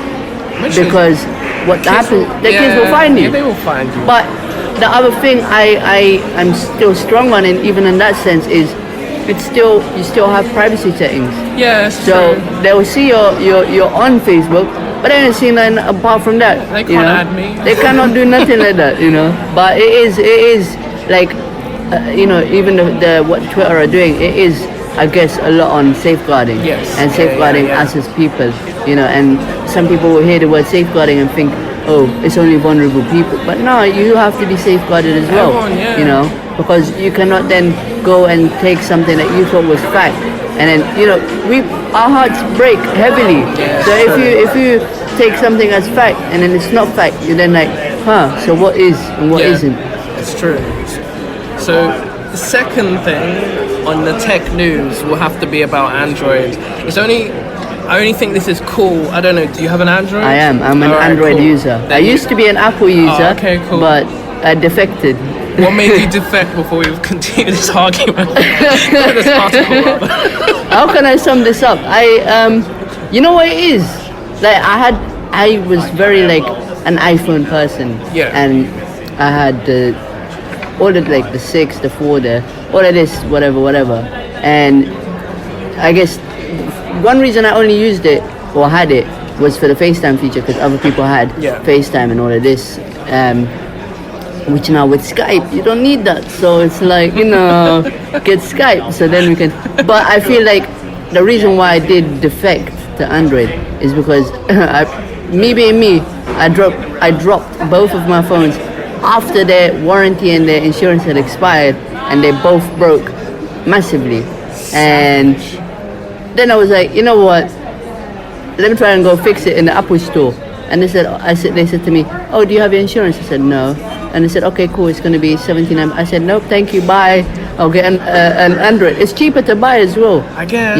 And the thing for me is, like, if this Android phone, if, like, whatever it is, broke or dropped or got in water or whatever it is, quick rice bath and it's done. But I tried that with the Apple and it worked for a little bit. To be fair to them, it worked for a little bit, but it didn't last. So I mean, my phone is like splash proof for the moment. I mean, splash proof, but not waterproof. Not you yet. know, you could get a little water on it, it'll be fine. But dunk it in water, it's gone. But I mean, don't get me wrong, they all have good features. Yeah, of course. And it's very difficult nowadays to like differentiate between what's better, because they're all competing against each other. Like the latest iPhone and the latest Samsung have similarities. Well, I mean, Samsung do make the chips inside iPhones. Yeah. So, I mean, you could then call it an Android, but that's up for debate. I like people. Mm-hmm. No, I'm very sociable. Yeah. But talking to people gives me a headache. Okay. And that. Dating has a lot of small talk, and I can't deal with small talk. I'd rather just like, okay, here's the itinerary. Let's skip all of the what do you do, what's your name, what's your age, just get past all of that and then just get into real conversation. Yeah. So like dating is a bit of a headache because you keep answering the same questions over and over again. I mean, I tried to go with big questions first of all. So like the one big question that I want to know from anyone is like what your passion in life is. Yeah. Because whatever you answer to me with that tells me everything I need to know about you as a person. If you tell me nothing, then there's no this date is nothing. There's no further conversation needs to happen. If you tell me like something interesting, then I know that you're thinking creatively. But there's some people that I've spoken to like, or I don't know, like some people like my passion in life is helping people, and I was like, oh, that's interesting, And then you find out what they do or what they're interested in. You see how it's kind of connected to that. So it kind of it gives you kind of more of a back leg of what you can talk about if you know what they're interested about. Yeah, that's actually very true. That's very true. I think like one of my big questions is like, what's your relationship like with your parents? As soon as you say that, it tells you they start like retracting into their childhood, and they'll be like, when I was 5 years old. Like it just opens up a whole story, and you're like, okay, cool. I never thought about that impact on my relationship, but so Kory, what's your relationship like with your mother? My relationship with my mother is challenging, like any relationship with any mother. But I love her any dearly. mother that ever lived on earth. But I love her dearly, and there's been times when I haven't come to my mum, but now in hindsight I've found that I should never be afraid to go to my mum with anything, because she'll never not have my back. Those are facts. And like most of the time, if anything, if I don't go to my mum, it's because I'm scared of how she might respond to what I might say, or in my head I've already made up my mind that she's going to react in a certain way without even testing it out. So yeah, it's all on me, mainly. That's true. Because sometimes I don't tell my mom stuff because I know she's going to tell me the truth and I don't want to hear it. Yeah, exactly. I want to do the opposite. Yeah, so I'm exactly. not I'm not even going to ask you. Yeah, but it's a great relationship. It's so much better now I'm an adult. Oh my God, yes. 100%. I was like, because like my mom, she lives in South Sudan. Okay, cool. So she came to visit for Christmas. Just gone. And then all of a sudden, I started hearing all of these stories about her childhood, and I felt like I was meeting this woman for the very first time. I was like, who are you? Like, you've been through so much, and you never even shared like a microcosm of the stuff that you you've were a been through. child to her before. Yeah, exactly. And I'm the youngest, so I'm still a child to her. But yeah, awesome. But yeah, let's go into what's happening in the world. So the first article that I found was about Boris Johnson. And the article reads that Boris Johnson has warned he can't blackmail France into a bad Brexit trade deal. So basically, it's basically to do with the fact of how fast the transition period is. So like, it's because Boris has like decided like, I'm gonna make Brexit happen. He made that happen. So this trade deal is gonna be sorted by the 31st of December. That's how it's gonna be done, you know. And I find it so ironic that it took us so long for us to even get here in the first place, and now all of a sudden like, you are rushing me. Bang. It's like, you know, like when you're in a relationship and the girl is taking forever to get ready, and then as soon as she's ready, she's like, are your shoes not even on? You're like, I've been waiting here this whhole time, and now you want to accost me. And then that's exactly how I feel Basically. Britain is being right now. It's like they want exactly the same deal they had when they were in the EU. Now they're outside the EU of trade, and you can't get that. Not people. Now you're out of the, I guess, the I feel like the EU, I see it like the Avengers. And then like We are 10 minutes into the podcast and you've already mentioned the Avengers. It's this reference I've always had in my head, like the EU are like the Avengers. Yeah. And like the UK are not Captain America but Captain Britain. And like Captain Britain is just like, do you know what, Avengers, yeah? I don't need you no more. I'm gonna start my own team. That's actually real. And then like the Avengers will be like, oh, okay, what, you think you're above the Avengers? Alright, cool, you go on and start your own team, that's fine. And then you go on and then Captain Britain's gone off to start his own team, but then he's realised, shit, I don't have resources. So then he's gone back to the Avengers and he's like, oh wow, do you know, I understand that I've left and that, but I was just wondering if you could like spare some, you know, ammunition and like a few weapons just so I can get started up. And the Avengers were like, well, but you wanted to leave because you thought you were bigger than us. Exactly. So go on, do your thing, like. We'll see how far you get without us. And it's interesting. Yeah, it speaks a lot about their preparation going into the whole thing in the first place. So it's like, were we even ready to leave the EU if you don't have any of these systems in place? That's what I mean. Why wasn't these things the things that you guys were thinking about while we were in this like period of 5, 6 or 4 or 5 years where no one knew if it was happening or not? Why were you not just having these hard questions? Have you seen Fury WD?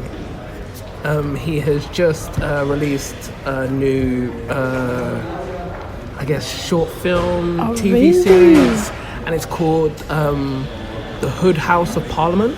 No. Yeah.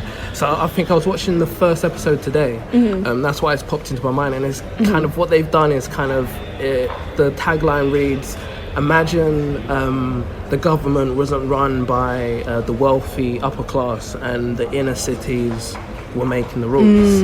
So like the way that's interesting. And the way how they've got it is it's like, so they've got like different parties, but these parties are popping because they throw the best parties. Okay. But then that sounds like my kind of party. But then they've also got like, so they obviously, so like the lower bet, the lesser parties have got shit parties, and like they've got like a few people just sat there, music, the speaker breaks and stuff like that, Hanging and they're up just the like, wall. oh, sorry, we need to change the batteries. But then you go flash over to the popping party, and then they do. So they got this on the first episode. They do like the Brexit vote basically, but on kind of like on the kind of, I guess, to do with like the ends and stuff like that. So like I am here for this. I'm here for all of this. I'm gonna so the watch way it. how it's set up in not to spoil it too much for anyone that's going to watch it, but like they do this vote, and it's like so the popping party, they decide that they're going to drop this vote about whether they should leave. Like they've got some sort of connection with someone in the ends, and like basically the reason they want to leave is because like they have to ask permission to shot and stuff. And like, what is this like? Like these men have moved in and they can't even build their own trap houses anymore. Wow. Like these men have just come into the thing and they're building trap houses left, right, and so man like me can't even build trap houses. And it's just got that kind of banner going on. That is dope. So like they have this vote, and like the vote is like, it's one of them ones where like they think that because of what time it is, like not many people are going to be on the Twitter poll to clock it. So like they post it up, and they're thinking, I'm going to put it up only for 3 hours, so like not many people are going to see it anyway, and really and truly it's just for our party, so like we'll make it seem like no one else is going to see it. So like Tactical. so they post it and they think like they'll get everyone on their party to vote and they'll see it remain.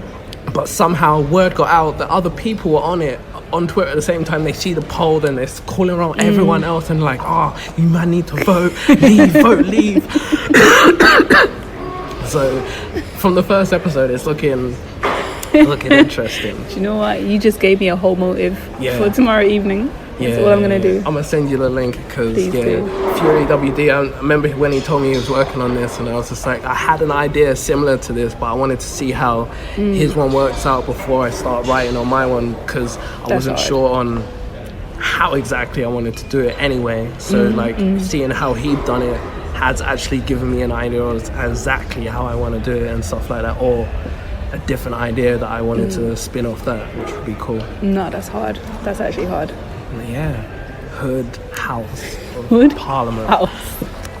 Whose house? Hood House. And I think they've got like, everyone's like MD, which I assume stands for Mandem. So like, not medical doctor. No. And then like they've got like, so the leader of the party, the top party is called like Baby Father. You know what? Yeah, this is. You know, I support it, but. And like triggering. Oh, it's so funny. And then like the baby mother is just now taking over, and she's like the first female leader of the party since. So wait, like, which one is conservative and which one is liberal? That's what I need to know. I can't remember what Am they I call Team it. BF or Team BM? Tell me. They call it conserve party or something like that. You know what? Go away. Leave me alone. How dare you? And then I can't remember it. I can't remember all it, but yeah, it's dope. I'm just thinking back, because like when I watched it first time, there was certain parts I was just watching it. I need to watch it again so I can like actually kind of watch it for like to see the humor and stuff like that, because I was watching it, I was like, that's funny, but I was watching it at work, so Yeah, sometimes you have to deep things like 10 times. But it's now like thinking about it now on the spin of Brexit, and it's just like what they're actually talking about with the politics. That's dope. So yeah, on to the next one, which will be to do with, like I was talking about Batman. Yeah. Wait, is that the theme tune? I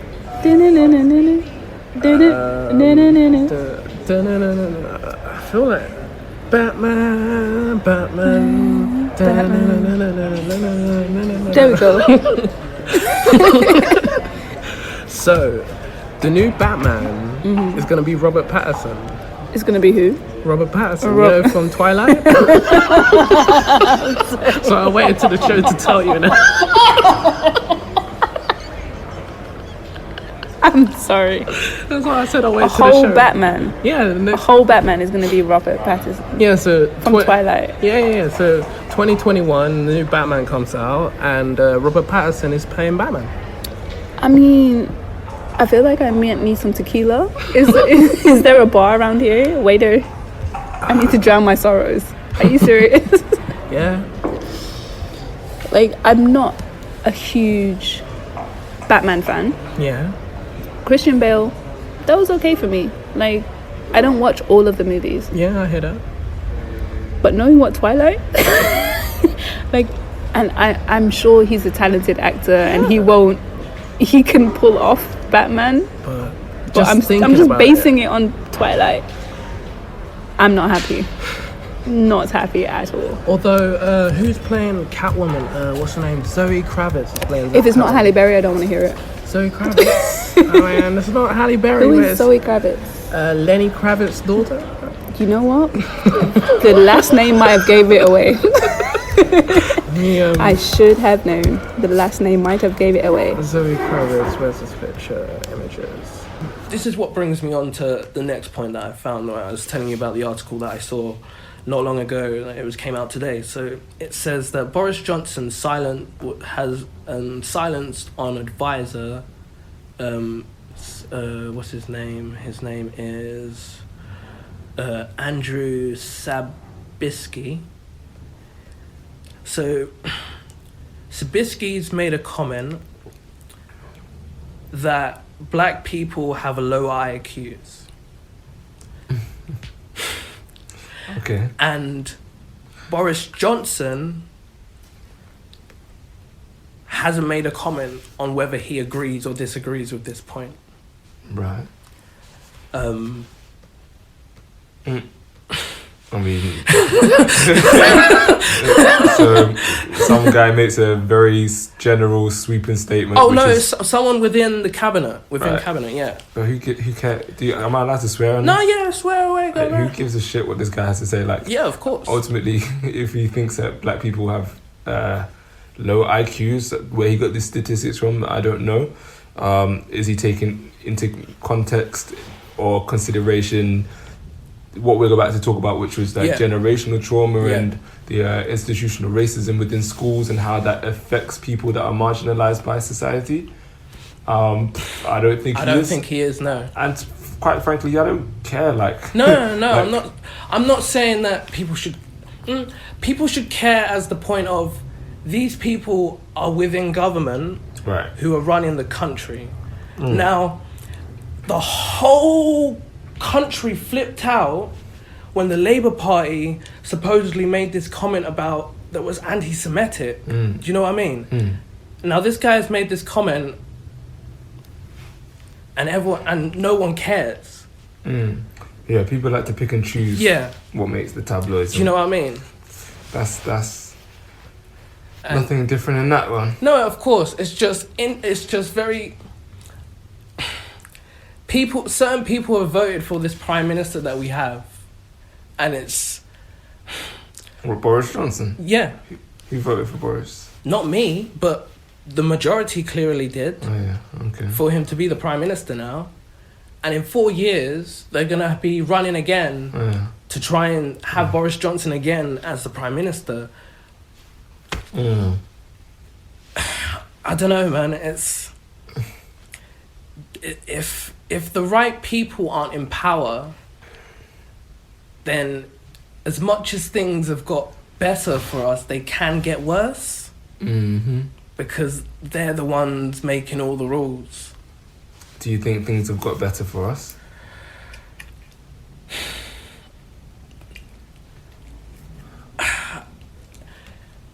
Yes and no. Yes, in the sense that... Who's us, by the way? Black people. Okay, so you're specifically talking about black people in this country? In this country. I can't speak about any other country. I only know about what I see around me. Your experience, yeah. Yeah, and I can't talk about any other race personally. I know what I've seen from my own experience as well on other races, but personally, I can only talk about my own race.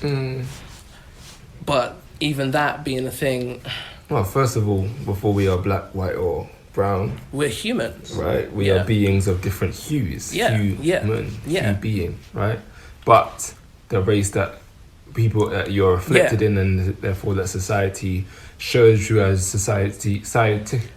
societally you are a black person. People treat you as that. Yeah, I understand. Yeah, of course. Yeah. And only from the side of, I've spoken to a black American who's come here, and she said that being here is the only time where she's felt black first, felt like a human first.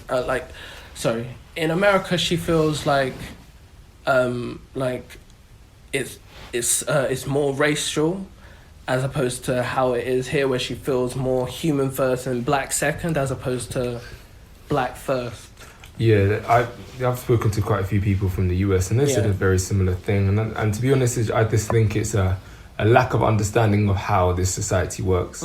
Like in the US, racism is a lot more blatant. It's a lot more in your face. There's a lot more documentation. There's a lot longer history of racism with Jim Crow, segregation, the fact that the enslavement of African people actually happened on that land. So therefore there's a different relationship with race, which is different to here. I always think the US is like the southern part of the US, which is, you know, a lot more ostentatiously racist, and the north, and then the UK is a lot more like the north, where in the north of the US people would smile in your face, stab you in your back. You won't be able to get a job because of the name, the name, the color of your skin. So therefore it's a lot more insidious. And so for in the UK, particularly with the relationship with the enslavement of African peoples, having a lot of its stuff happening outside of the UK, there's a kind of under the carpet kind of relationship towards race, which people who are not from the UK will be like, oh, there's no such thing as racism here. Yeah. It's just so not the case. It's not the truth. Racism is embedded into the culture and the fabric of this country. The British Museum, the, you know, Fleet Street, everything. It is embedded. The fact that the cotton from Manchester, the ports of Portsmouth and Liverpool and Bristol, all of these things have been built up, and then how they use that money to then colonize and India and what they did in China and all of that stuff. So it's so insidious racism within this UK that because I like to travel, right? And I coined this term mochila's eyes, which in Spanish means backpacker's eyes. So when I go to another country, I'm like, oh, look at these beautiful buildings, and look at this, it's so peaceful, it's so lovely, these people laughing and dancing, this thing seems so great here. And then you talk to people and they're like, no, it's not great. If you know about this, you know about that, you know about this, and you spend longer there, you're like, oh, okay, you start to see it. And then your mochila's eyes start to dissipate, and you start to see it as it really is. Because you kind of romanticize things. That's true. It's 100% true. You go away, you're like, well, it's a beautiful country, beautiful people. You kind of, as much as you don't want to forget about race, you do, in the sense of you don't see it, like you were saying. It's not in the forefront of, because that's not what they want to, the picture they want to paint to you. Oh no, I think it's not. I don't think colorblind is the issue. I don't think anybody should be colorblind. I think understanding or noticing people's culture and the fact that because we are black, we are going to be treated differently to somebody who's white. Because we're black men, we're going to be treated as somebody different to who is white, a white woman. Those are things we can't escape. I don't think disregarding people's color or their culture is a good thing. Oh no, of course. I think celebrating it is a beautiful thing. In one of my poems, I say, different colors on a canvas creates the wonder.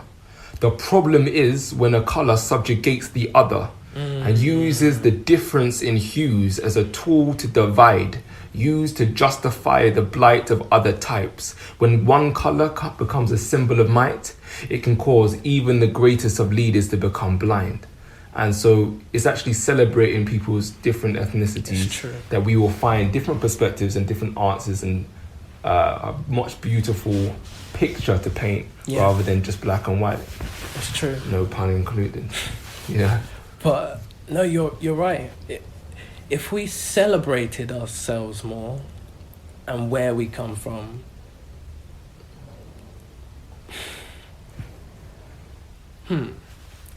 what do you think of this notion that because I've seen it in like, if you don't, do you believe that someone who doesn't date within their race, does that mean that they have less love for their own race?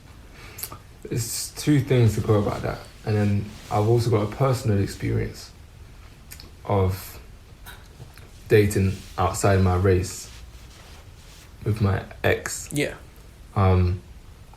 And there's many ways that we can go about it. So like, as black men, as black people, we've been conditioned to see ourselves as inferior through the advertisement, through the school systems that don't teach us about our culture, but they teach us everything in Britain is great. Everything that black people do is, terrible. The only time we learn about ourselves in history classes is slavery, civil rights. When we look on the media, you see this African child with a fly on his neck and talk about poverty and famine and all of this stuff. So we have been conditioned to view ourselves and black women as ugly, inferior, and everything white is the opposite. Look in the dictionary what white means and what black means, what light means and what dark means.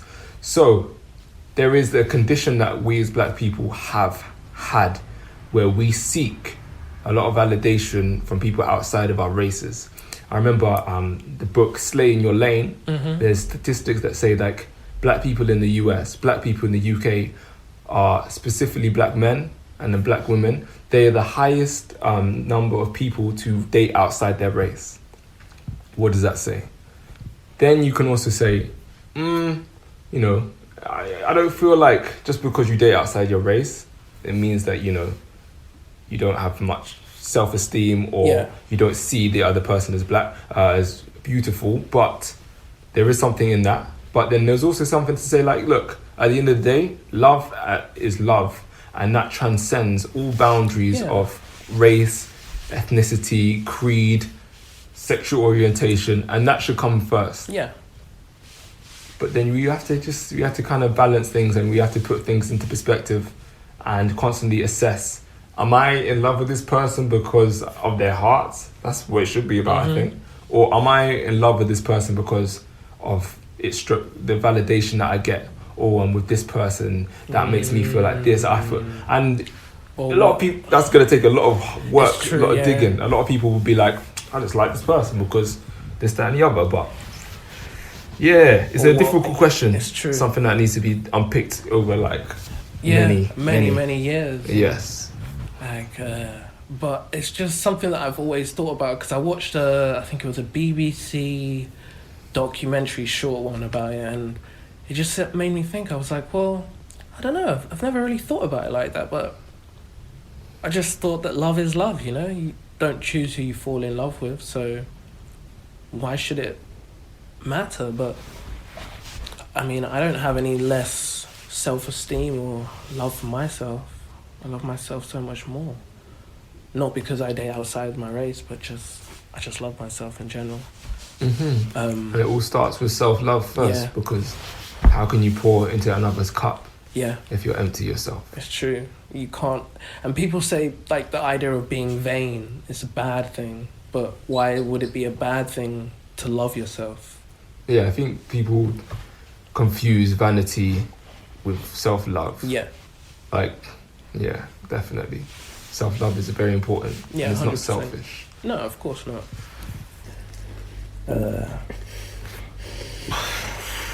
I don't even know. Yeah. May we have a moment of silence for the monarchy? Yeah. Because I think it was R.I.P. Prince Andrew in that. I think they've made it into R.I.P. Prince Andrew, but that's, very delicately. Yeah, because I feel like we need to be very delicate on this subject. We do. Like Prince Andrew, yeah, is okay, legally speaking, in terms of taking interview from both sides, We watched the Virginia Panorama, Roberts. yeah. So we watched Panorama and we The watched Newsnight with- Newsnight on BBC, the BBC one. They're both BBC Panorama. Yeah, that's it. And then, Newsnight. I was just saying it backwards. And we watched his interview, and both of them had their say. I was shocked. I was shocked as an audience who I do personally believe that Virginia deserves our support. Yeah. I was appalled, and I was shocked at how much was not being said, and how, do you know that concept of the politeness of being impolite is to be polite? Yeah. That's the coverage we were seeing, and the reporter, the interviewer, she could clearly see that was there. The evidence was there. Because you saw it when she would just repeat some of the things that she said, and it was just like, he got one answer, and then like she would just be like, but this is what happened though. Like, you're saying you don't remember, or you can't say, but these things happened. And he spoke a lot in moderation, didn't Yeah. he? In moderation, and from the tone of his interview, because the one thing I realized straight away was, one was obviously an emotional interview, the other one was like, we don't know why that is the way it is, but he, like I said, he categorically was trying to protect himself. yeah. And it makes sense at this point for the monarchy or people of the royal family to say to him, or whatever happens in the background, that this connection is actually not good. Yeah. The reputation is at stake. Of course. And for that reason, that you should step down. Like, for Yeah. example, it was in the Guardian today that the Yeah. NATO correspondent, I think the 60th year celebration, Yeah. she had to attend on behalf of him. Oh, Because that's- that was the connected article I got. Yeah. Oh. Dude, I was reading that. Oh, I didn't actually read the whole article. I just read the title. Yeah, I just So literally that's jumped why. on that right now, and That's a mad thing. and that's on a national scale. That's and an mad. international scale. That's a really big thing. That's so. And apparently, it said, I'm not paraphrasing the quote. It said apparently that was Prince Andrew's thing. Like, that was the thing that he does every year, or like every year it's the thing he represents in. And because he's had to stand down, he's no longer. Yep. Oh, that's. Wow. So it said the Queen greets her NATO guest, Yeah, but that's what I problem read. mounts for absent son. So he was inquired about during it. Donald Trump was also obviously there, because these are all the big nations that were there. Yeah. And let's see if they mention anything about him. Well, they've got that new. There's, if you scroll up, where, because they mentioned Donald Trump, there's these new photos that have come out with Donald Trump and pictures with him and Prince Andrew, Yeah. where they're together in the photo, but Donald Trump says that he doesn't know Prince Andrew, but they're in the photo together. Do you know what? Someone like Donald Trump, would say that. Like, I don't know the guy. Like, and I wouldn't be surprised, but you know what? He knows the guy, innit? He knows the guy. In the Panorama one we saw, didn't we see the primary photographs? Yeah, they're at Trump something. Yeah. And there's this footage of, he's there, and this is a long day back. And my problem in this time and age with something like this is that we are one of the few people, this could just be my opinion, but I'll speak, but we are one of the few people that have a monarchy to date, and when people look at us, and especially when I've studied at university, and when we are in modules where we have people from abroad studying with us, especially Americans, people have a way in which they see the monarchy. And if that is happening, and then there is an interpretation where a monarchy sits and there is people, and then there's us people, and what are you depicting up on that level, first of all? And when you do something like that in the news or in the headline, you are going to put the entire royal family. There will be, when they're saying that the next time he might speak will be under oath. Yeah. Which is what the end of his interview was saying. Well, they said that at the end of the Panorama interview, that if Prince Andrew was to ever next time he was to set foot in America, that he would be probably under some sort of have to be questioned. He has to be taken into questioning. Questioning, yeah. but he did say at the end of his interview that if it's needed for him to speak and he's had the right legal advice, then he has to. That was, then like you said, we have to speak with caution here. Yeah. When we look at legal terms and we try to understand what they mean by legal terms, I mean, you guys, we know we're not covering anything up. It's really important that you see this interview, actually. Yeah, watch it. It's on YouTube. Yeah, watch it back to back. Virginia Roberts on Panorama, and then you watch the Newsnight one for Prince Andrew. Yeah, I don't know about the Panorama one being on YouTube. Yeah. But the Newsnight one is definitely Newsnight on YouTube. one. Is Newsnight on YouTube? Yeah, I watched it on Okay, YouTube, wow. and then the Panorama one was on iPlayer. So. Oh yes, that was, we just probably watched it. Yeah, and it that's the worrisome thing for me, because at that moment, there'll be a blind eye to the actual problem that needs to be discussed at large, which is this is a case which started a very long time ago. Was it 2006-ish they mentioned for Epstein? Yeah. They mentioned, and his record of knowing him and the places he's gone to and where these activities of drug trafficking have taken place, your association has been there. Now, in certain accounts, you're saying that you guys are not friends. And then when there are accounts when your interviewer is actually saying to you, so this friendship of yours, like describing, you actually end up answering that question. That puts you under, as an eyewitness, I feel like your statement is unreliable as a man who is actually representing something very big behind them. Yeah. You know? And it's dangerous. Yeah, it's dangerous because there's a woman speaking on the other side of it. And the only troubling thing I have is the fact that he repeatedly says that none of this is connected to the royal family. Well, unfortunately, you are a member of the royal family. You're the second son. Yeah, so anything you do as the Queen's ambassador out there in the real world is, because growing up for me, my mum's always told me, out there in the real world, you're my ambassador. So having that flip on any spin for any child or any son of the Queen to be out there in the world doing that, you're a reflection directly of the Queen, because you're her son. So, like, don't you dare sit in an interview and say, no, it was completely me. Well, who are you without the Queen, without being royal? No one. Exactly. And otherwise you'd just be titled, you'd be attacked as just an Andrew on the block. Andrew from the block, bro, innit?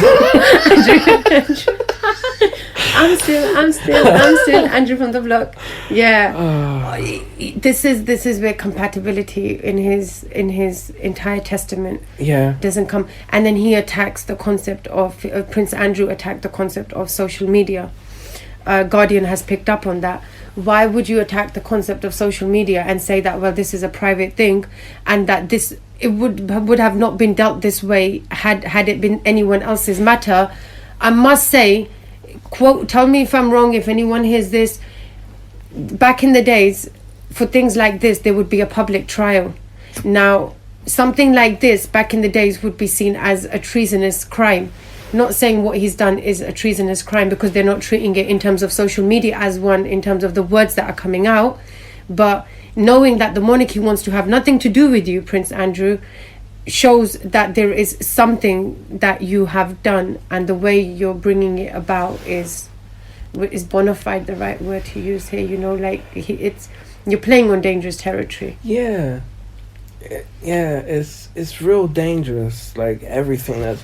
But I think, was it the Guardian that mentioned how kind of nowadays it seems like we don't, like you said, we don't have inquests and we don't have court cases. Nowadays we have a true crime documentary, and everyone will discuss it on social media of our thoughts, and we become the jurors. Exactly. But it's kind of an interesting concept that we've got to that stage where, like, kind of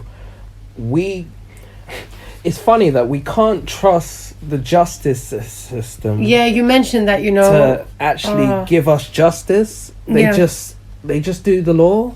Yeah, that's true. And it's not just the law to the plain fact. Yeah. It's law according to that guy. So Yeah. who is it? The judge or whoever bangs the gavel? That guy. Yeah. Law according to this guy. So it could be the law, but then he or she makes the final say as to what actually fully goes down Yeah. to do with the law. So it's kind of the law, but then personal to an extent it can be. So I first started by writing a daily diary, which became a daily rant because I didn't like the workplace I was in. And I found, it was very interesting. I still have it. And I was looking back on it, and like, it just happened that I had this word in my head, which was eyes. And then I was like, okay. And then I just started writing on the topic of eyes, and then on the topic of this word, and then on the topic of this phrase, or on it. Like, that's very much how I write nowadays. Like, I could write laptop, let's go with it, or my opinion matters, and let's go with it. And I feel like I've said the whole name of this podcast very wrong. If I have, forgive me. Man. Forgive me, listeners. Forgive me. It's all good. But yeah, and then I just like, and then it became poetry. Yeah. So, and I was like, right, okay, so this is where we're gonna go. So let's roll with it. And I just wrote a bunch of, short. It was a lot of short when I started, a lot of short pieces, a couple of long ones.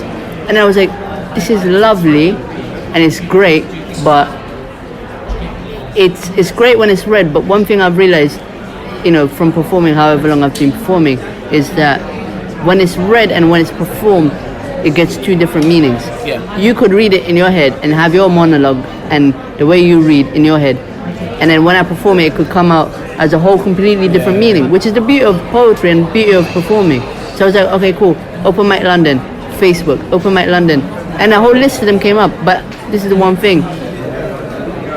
When I did see all of these open mic nights, I could have very well, in that very moment, been like, let me wait a year, let me wait a month, let me wait at this. And I'm someone who's a heavy procrastinator, and I try not to be, but I'm a very heavy procrastinator. So from the very first event, I made it a habit. If I put it in my calendar, I am coming down. Like, even for this podcast, up until today, I said to you, Mr. Kory, that if, I said, you asked me, when are you free? I was like, you know what, let me check, let me make sure that I have a date available, because I'm not going to tell you a date that I'm not going to be at. So that's the only reason why now I'm flooded with events, and I'm flooded with, a lot of people see me everywhere, and if I'm not one place, I'm in another place. But I guess you have to find a balance as well. But yeah, that's the reason why that's the reason why the leaps happen.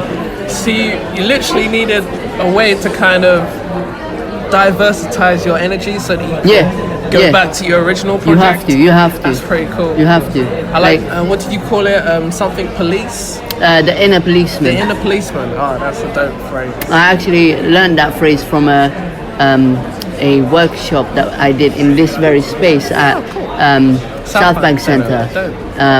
And there's a lot of really great workshops out there. There's others out there. I'm not gonna mention them. You can find them. But yeah, even workshops as well. It's a beautiful place to just write. Yeah. They'll give you a topic, or even you've got prompts which I wrote on as well. You can find them everywhere, online, social medias. You can see a lot of different prompts from other people. So there's a way to but all it is, and I highly recommend it because it works for me and a lot of other people, but you also have to find your own one that works for you. But just write, whatever it is, just write. No one has to read it, no one has to perform it, no one has to, it doesn't have to see the light of day. Yeah, but it's a nice medium just to get it. It's just out, for you, yeah. It's like, I can't remember, I was at Chocolate Poetry Club, which I'm going to. I haven't been this year, but I need to go back. But I can't remember who said it to me, but someone said that a poem is like a one-night stand, whereas a novel is like a lifelong commitment. Yeah. It's a marriage. Yeah, it's a marriage. Yeah, there's no divorce in that one. Yeah. No, I mean, no, but no, you know what? I would disagree. Okay. I would say that they're both, you're both invested in them equally, because a lot of, I don't do it that much, but a lot of poets and a lot of spoken word artists, draft and redraft Yeah, and it's true. redraft and redraft. And like there's a couple of people I've spoken to, they're like, yeah, it will never be finished. Yeah, that's but it's just 100%. finished as it is right now. Yeah. And I feel like you have to invest X amount of time in both equally. Yeah. And I feel like it's both because it's product of your labor. Yeah, You've no, put in it's all that time.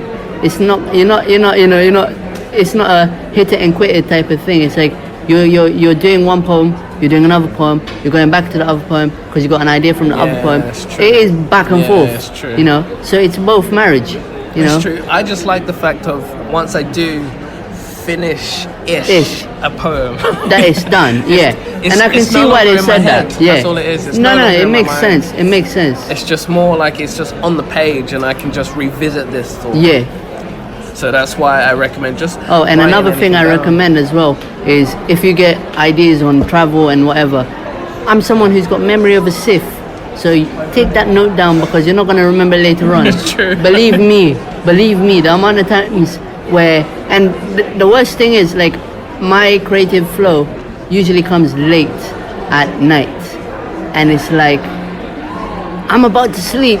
I do not want this in my mind, but I have to get it down. Otherwise, in the morning, it's gone. Do you know what I find? The questions that I want answered, you answer them in the like when you're talking. I'm just going back over my. It's like that's what I was gonna ask because I had this written down. What do you do to get over? What do you do when you hit the wall? Like how do you get over it? I know what you do. Like that was what brought you into poetry. Yeah. Where do you want to take your words? That's a very good question. Where do I want to take my words? I mean, I've thought about it a lot. And a lot of people, you know what the funny thing is? I've not been on the scene for long, but I've been everywhere, more or less. Like, I've been in a lot of places when it's in regards to like spoken word and open mic nights. And I feel like exposure for me I've always said, I'm just getting my foot in the door. I'm just getting my foot in the door. And to be honest, I will not know until I hit a point, and I will only know when I do hit it, where, okay, my whole leg is in the door now. What am I gonna do next? And I feel like, for me, like I've thought about taking steps. Like people have, someone has approached me who's a producer who wants to put my music down against beats. This podcast has happened, so another inch of my leg in the door is now in the door. And I feel like, I mean, there's no goal for it.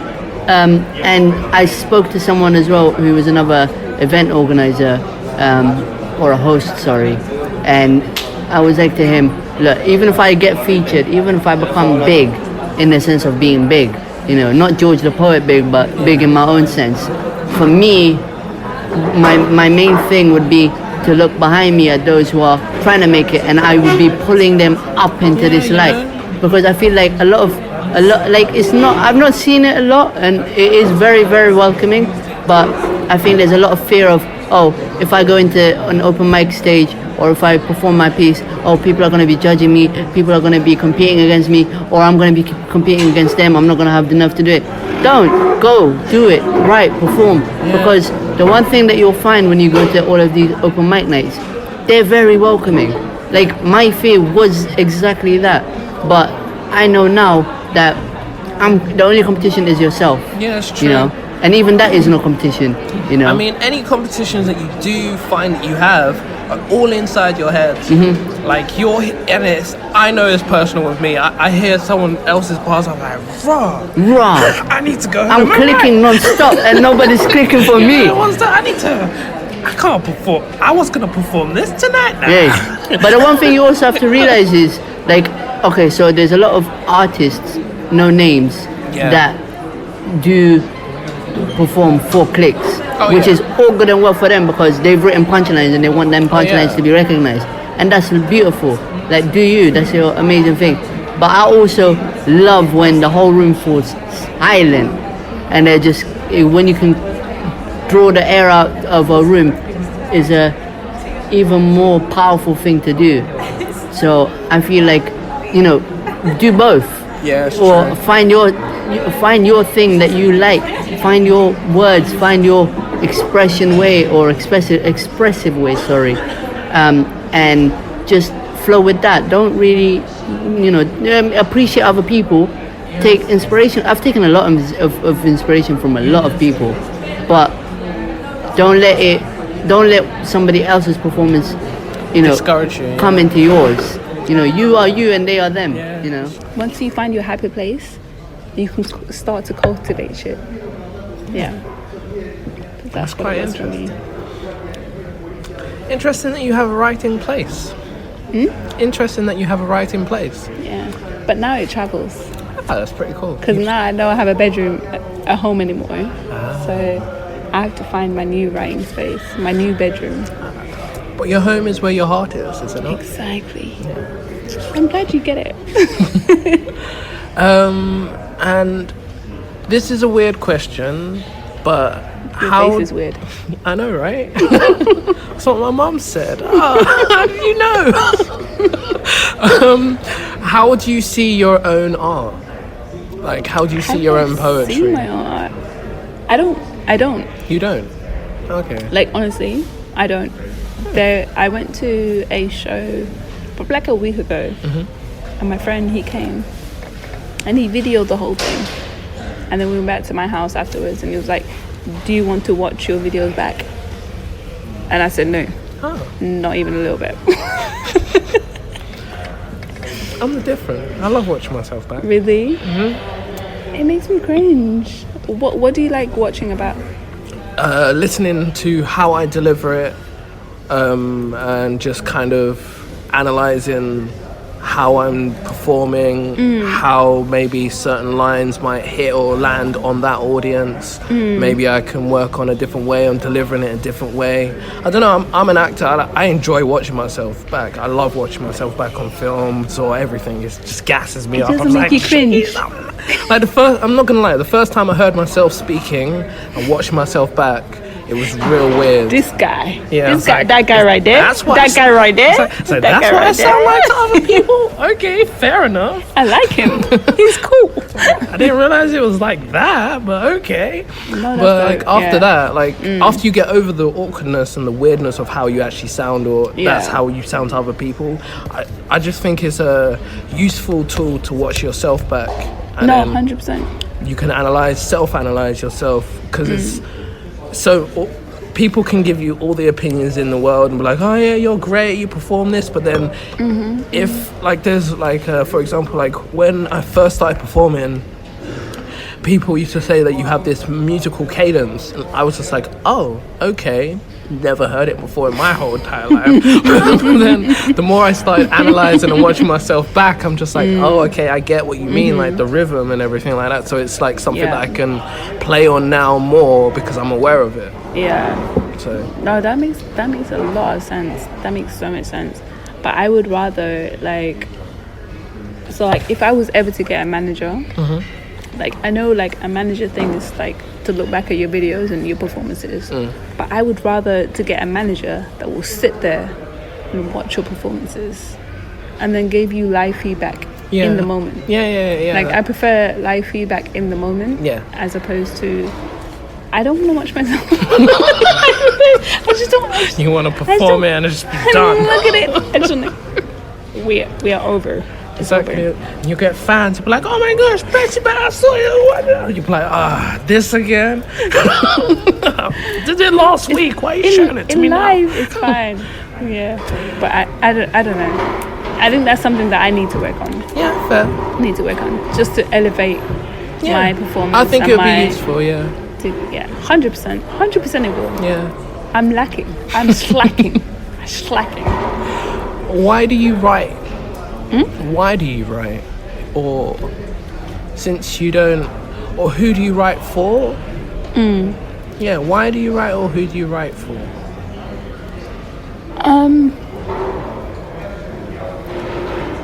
You could write for yourself, I don't know, but something.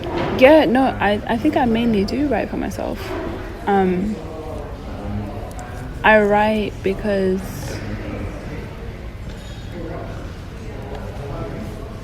so like I'm a very people don't tend to listen to me a lot, even though I say exactly the same thing that you just said. Oh yeah. Like I said that 10 minutes ago, and then they'll be like, "Oh yeah, remember that?" I'm like, I literally just said that 10 minutes ago, and I think it's because I don't know if my voice is so quiet or I'm on like a different vibration that they just don't hear me. It's happened to me before. I've said things to people in my brain. I'm like, maybe they didn't hear me. It's no worries. I'll do it myself. It's even mad. Like I said something and it's like, oh wait, you literally just said that 10 minutes ago, and I was like, yup, exactly what I said. So that has happened a lot in my life. Like people, they just like, they either don't hear you, they don't want to hear you, or they underestimate you, or your voice is so quiet that it doesn't even just register, or you're just like on a completely different frequency that they don't even hear you. I know what you mean. And then so when I write for myself. I'm like, this is what I wanted to say, and then I get on a stage and then they are forced to listen to me.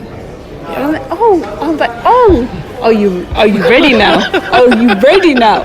Oh, you want to hear the real? Are you ready now? Are you sure? And I got on stage, and then I say it, and they're like, oh yeah. I'm like, I've been saying this all along, but you have not been listening. I know exactly what you mean. Does that make sense? It's kind of weird when you step on stage and you kind of, or if you've never performed poetry before and you step on stage for that very first time and then you perform and you witness like the entire people, everyone watching you just stand there quietly and they're just hung on every single word you're saying. It's such a surreal feeling. Like it makes you feel like you're like the president or you're someone really important, that everyone is listening to every single word that you're saying. And like all that matters is you and what you're saying at that moment in time. So yeah, I completely understand what you mean. With being a fellow soft-spoken person, like come on with the soft-spoken guy. That's right, I need to get soft-spoken on you. God damn. Like it's just sometimes there's been times I'm in groups and I'm like maybe you guys can't hear me. Maybe. But the way I see it is like I'm on a different frequency. Yeah. So you can't tune into what I'm saying. Exactly. So like maybe our frequencies don't match. That's exactly. So I'm just like, you know what? Cool, calm. Find me on my frequency on the stage. Then maybe you will hear me. Because I literally said the same thing 10 times. I think the problem is I'm seeing a therapist at the moment. Yeah, of course, yeah. I've got a lot of things that I need to work on myself, and I have no shame in saying, like, I need somebody that I can just talk to. Yeah. And I think if we as communities listen more to each other and we didn't interject and we didn't put our own opinions on other people's lives, we wouldn't need therapy. If we had a good network of people where I can be like, look, I just need to let this off. An hour. Cry. Hug. Cry some more. Hug. Okay, I feel a lot better now. If we had that on a regular basis, we wouldn't need therapy, I don't think. True. But then there is also other therapeutic ways that we can release our stress and our feelings and our whatever. Spending time in nature. Yeah. Whether it's working in a garden, going for a walk, hugging a tree, whether it is dancing, whether it is writing. It doesn't even have to be creatively, but it could just be writing in a journal. For like the most time, before I started writing as a poet, for 5-6 years, I was just writing in my journal. When I was in drama school, I had a terrible day. I found it very hard to speak about my emotions, so I wrote it down. That was therapy for me. You said that, you write, you said that you talk. Talking, having these conversations, having the hard conversations with family members. As I said before at the beginning of the podcast, that I've had some honest conversations with my dad when I'm talking to him as a man to man, not as a boy anymore, but letting him know, like, certain ways, values that you have, like you feel like that you don't respect necessarily. I felt like he doesn't respect my opinions or see me as somebody worthy of listening to in a way that he really deeps. I had to have those conversations with him, and there were a lot of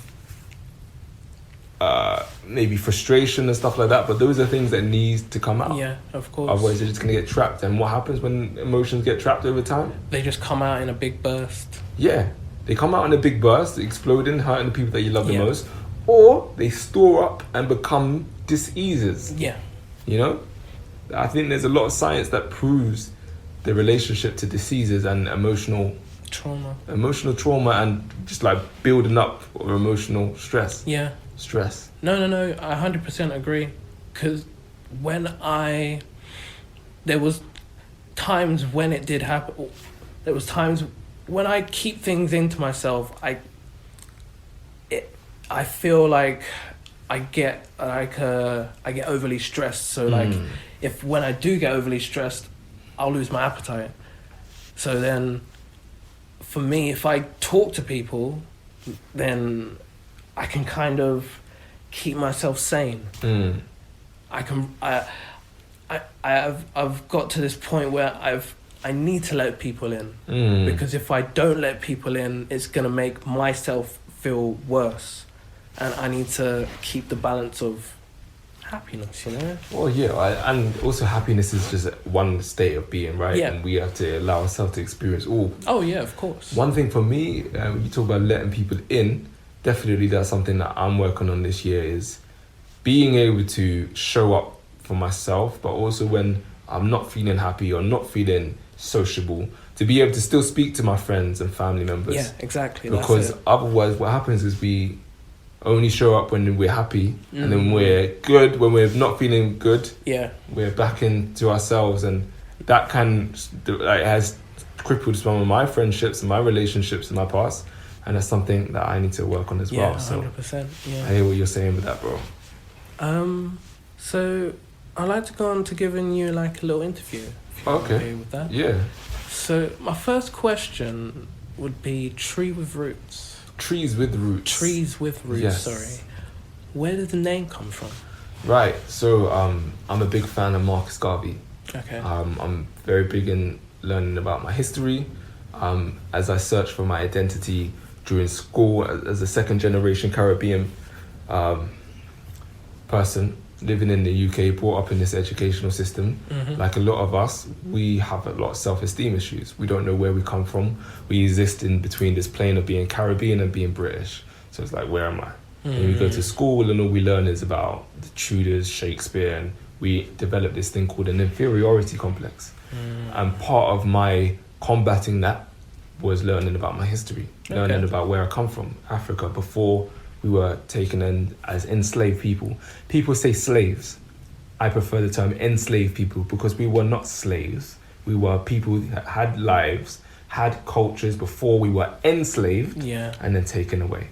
So Marcus Garvey says a people without knowledge of their own history or culture is like a tree without roots.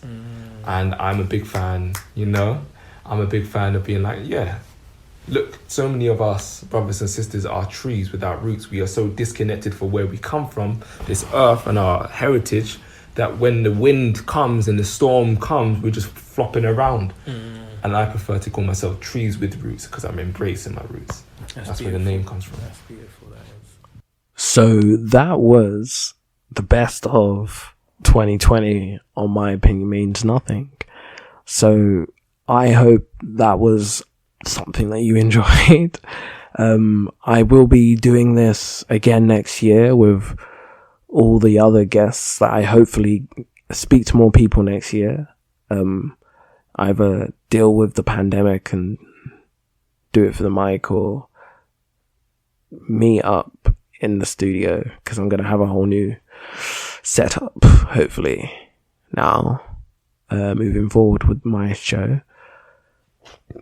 Excuse me. I'm not sure if that burp was audible or not for the pod, but I said excuse me anyway. I'm polite. I know my manners. So yeah, I hope you have enjoyed my mental gymnastics. I hope you've had mental gymnastics while trying to keep on the train of thought, which is my train of thought. I hope my tangents weren't too distracting, but at the same time, I hope they were distracting. And I just hope that you enjoyed this episode. I just thought, it's the end of the year. My birthday falls on a Thursday, which happens to be the day that I would release an episode of My Opinion Means Nothing anyway. So it was kind of fitting for me to release this episode on the 31st on my birthday, because I've never done that before. So next year, I guess we'll do the same. We'll do a best of 2021.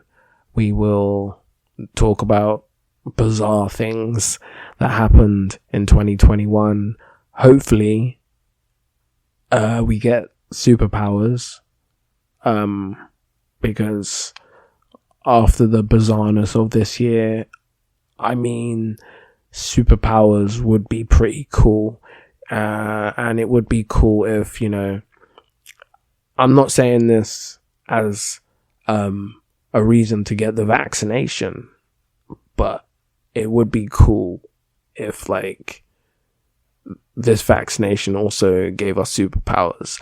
But, like, I'm not even pro this vaccination 100% yet. Like, I mean, probably I'll get it, because at a point, it'll get to a point, like, where, I mean, when I say pro, I don't 100% trust it, is what I mean. It's only because, like, usually a drug takes so much longer before it gets to us. And obviously with technology and everything, that's great that it's sped up the process, and it's kind of a worldwide emergency that it needs to be sorted so that we could get back to normal life. But I don't know, side effects and whatnot, it just worries me. But if a side effect was superpowers, that wouldn't be the end of the world. It would be pretty cool. Now, if we're talking superpowers, and there is, like, some sort of twist, the superpower I'm looking for, I'm saying it like it's some sort of shopping list, or like a wish list, like someone's gonna grant my wish. But anyway, the superpower that I'm looking for is, like Nightcrawler from X-Men, which is a Marvel series, for anyone that is mistaken, and anyone that hasn't seen the X-Men series, like, go out and watch that, because maybe people might not agree with me, but my personal opinion is that I think that the X-Men films are kind of on par with, like, the Avenger films. Like, but this is just my opinion. My opinion means nothing. You might have another opinion. But this is the end of the show, and I'm meant to be doing an outro, and I'm still going off on tangents after I've just thanked people, and you thought, oh no, he's definitely going to finish soon. But yeah, I am going to finish speaking soon. I'm going to say goodbye, and it's going to be the end of 2020. I think maybe that's possibly a reason why I'm still talking, because it kind of feels like the longer I talk, the longer I'm holding on to 2020. But the longer I talk and I use that metaphor, I don't want to talk anymore. Like, why do you want to hold on to 2020? Let's move on to the next year. See how this vaccination goes. See if we get superpowers. As a side effect, like I said, Nightcrawler's superpower would be dope, or any superpower. But I mean, when I'm saying superpower, I want like a useful power. I don't want like something like, I don't know, I can pop corn, like my power is popping corn. And when I say popping corn, I can turn corn into popcorn. Like, that's maybe useful when you need popcorn. But anywhere else in life it doesn't seem like that's what I mean when I say not useful superpower. I want a power that's useful, like flight or teleportation or X-ray vision, as in like lasers come out my eyes, like what's his name? I can't think of his name from X-Men, but he has the lasers that come out of his eye, and all I can hear in my head is the X-Men theme song,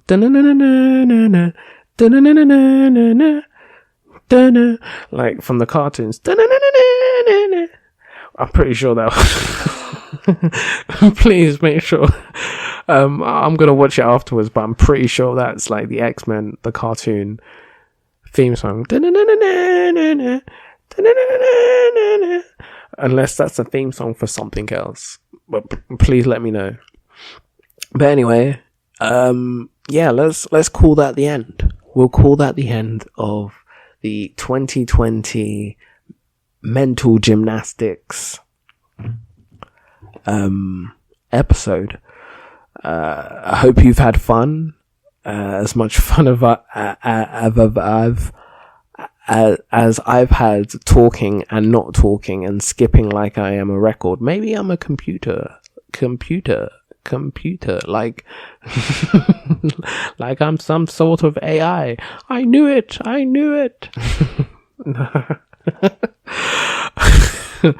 I'm sorry, guys. It's been a long day, whatever day it is that I am recording this. Like I said, it's coming out, or it's out, because you're listening to it at the end. But yeah, I hope you've enjoyed it, and thank you for listening this entire year to all of my content. May it be My Opinion Means Nothing or The More You Know Mondays. Your listens are appreciated, and I don't want it inspires me to make newer content, but at the same time I inspire myself to make new content. So doubly effective. But like I said, I feel like I'm just rambling now. It's the end. So let's just leave it there and say bye.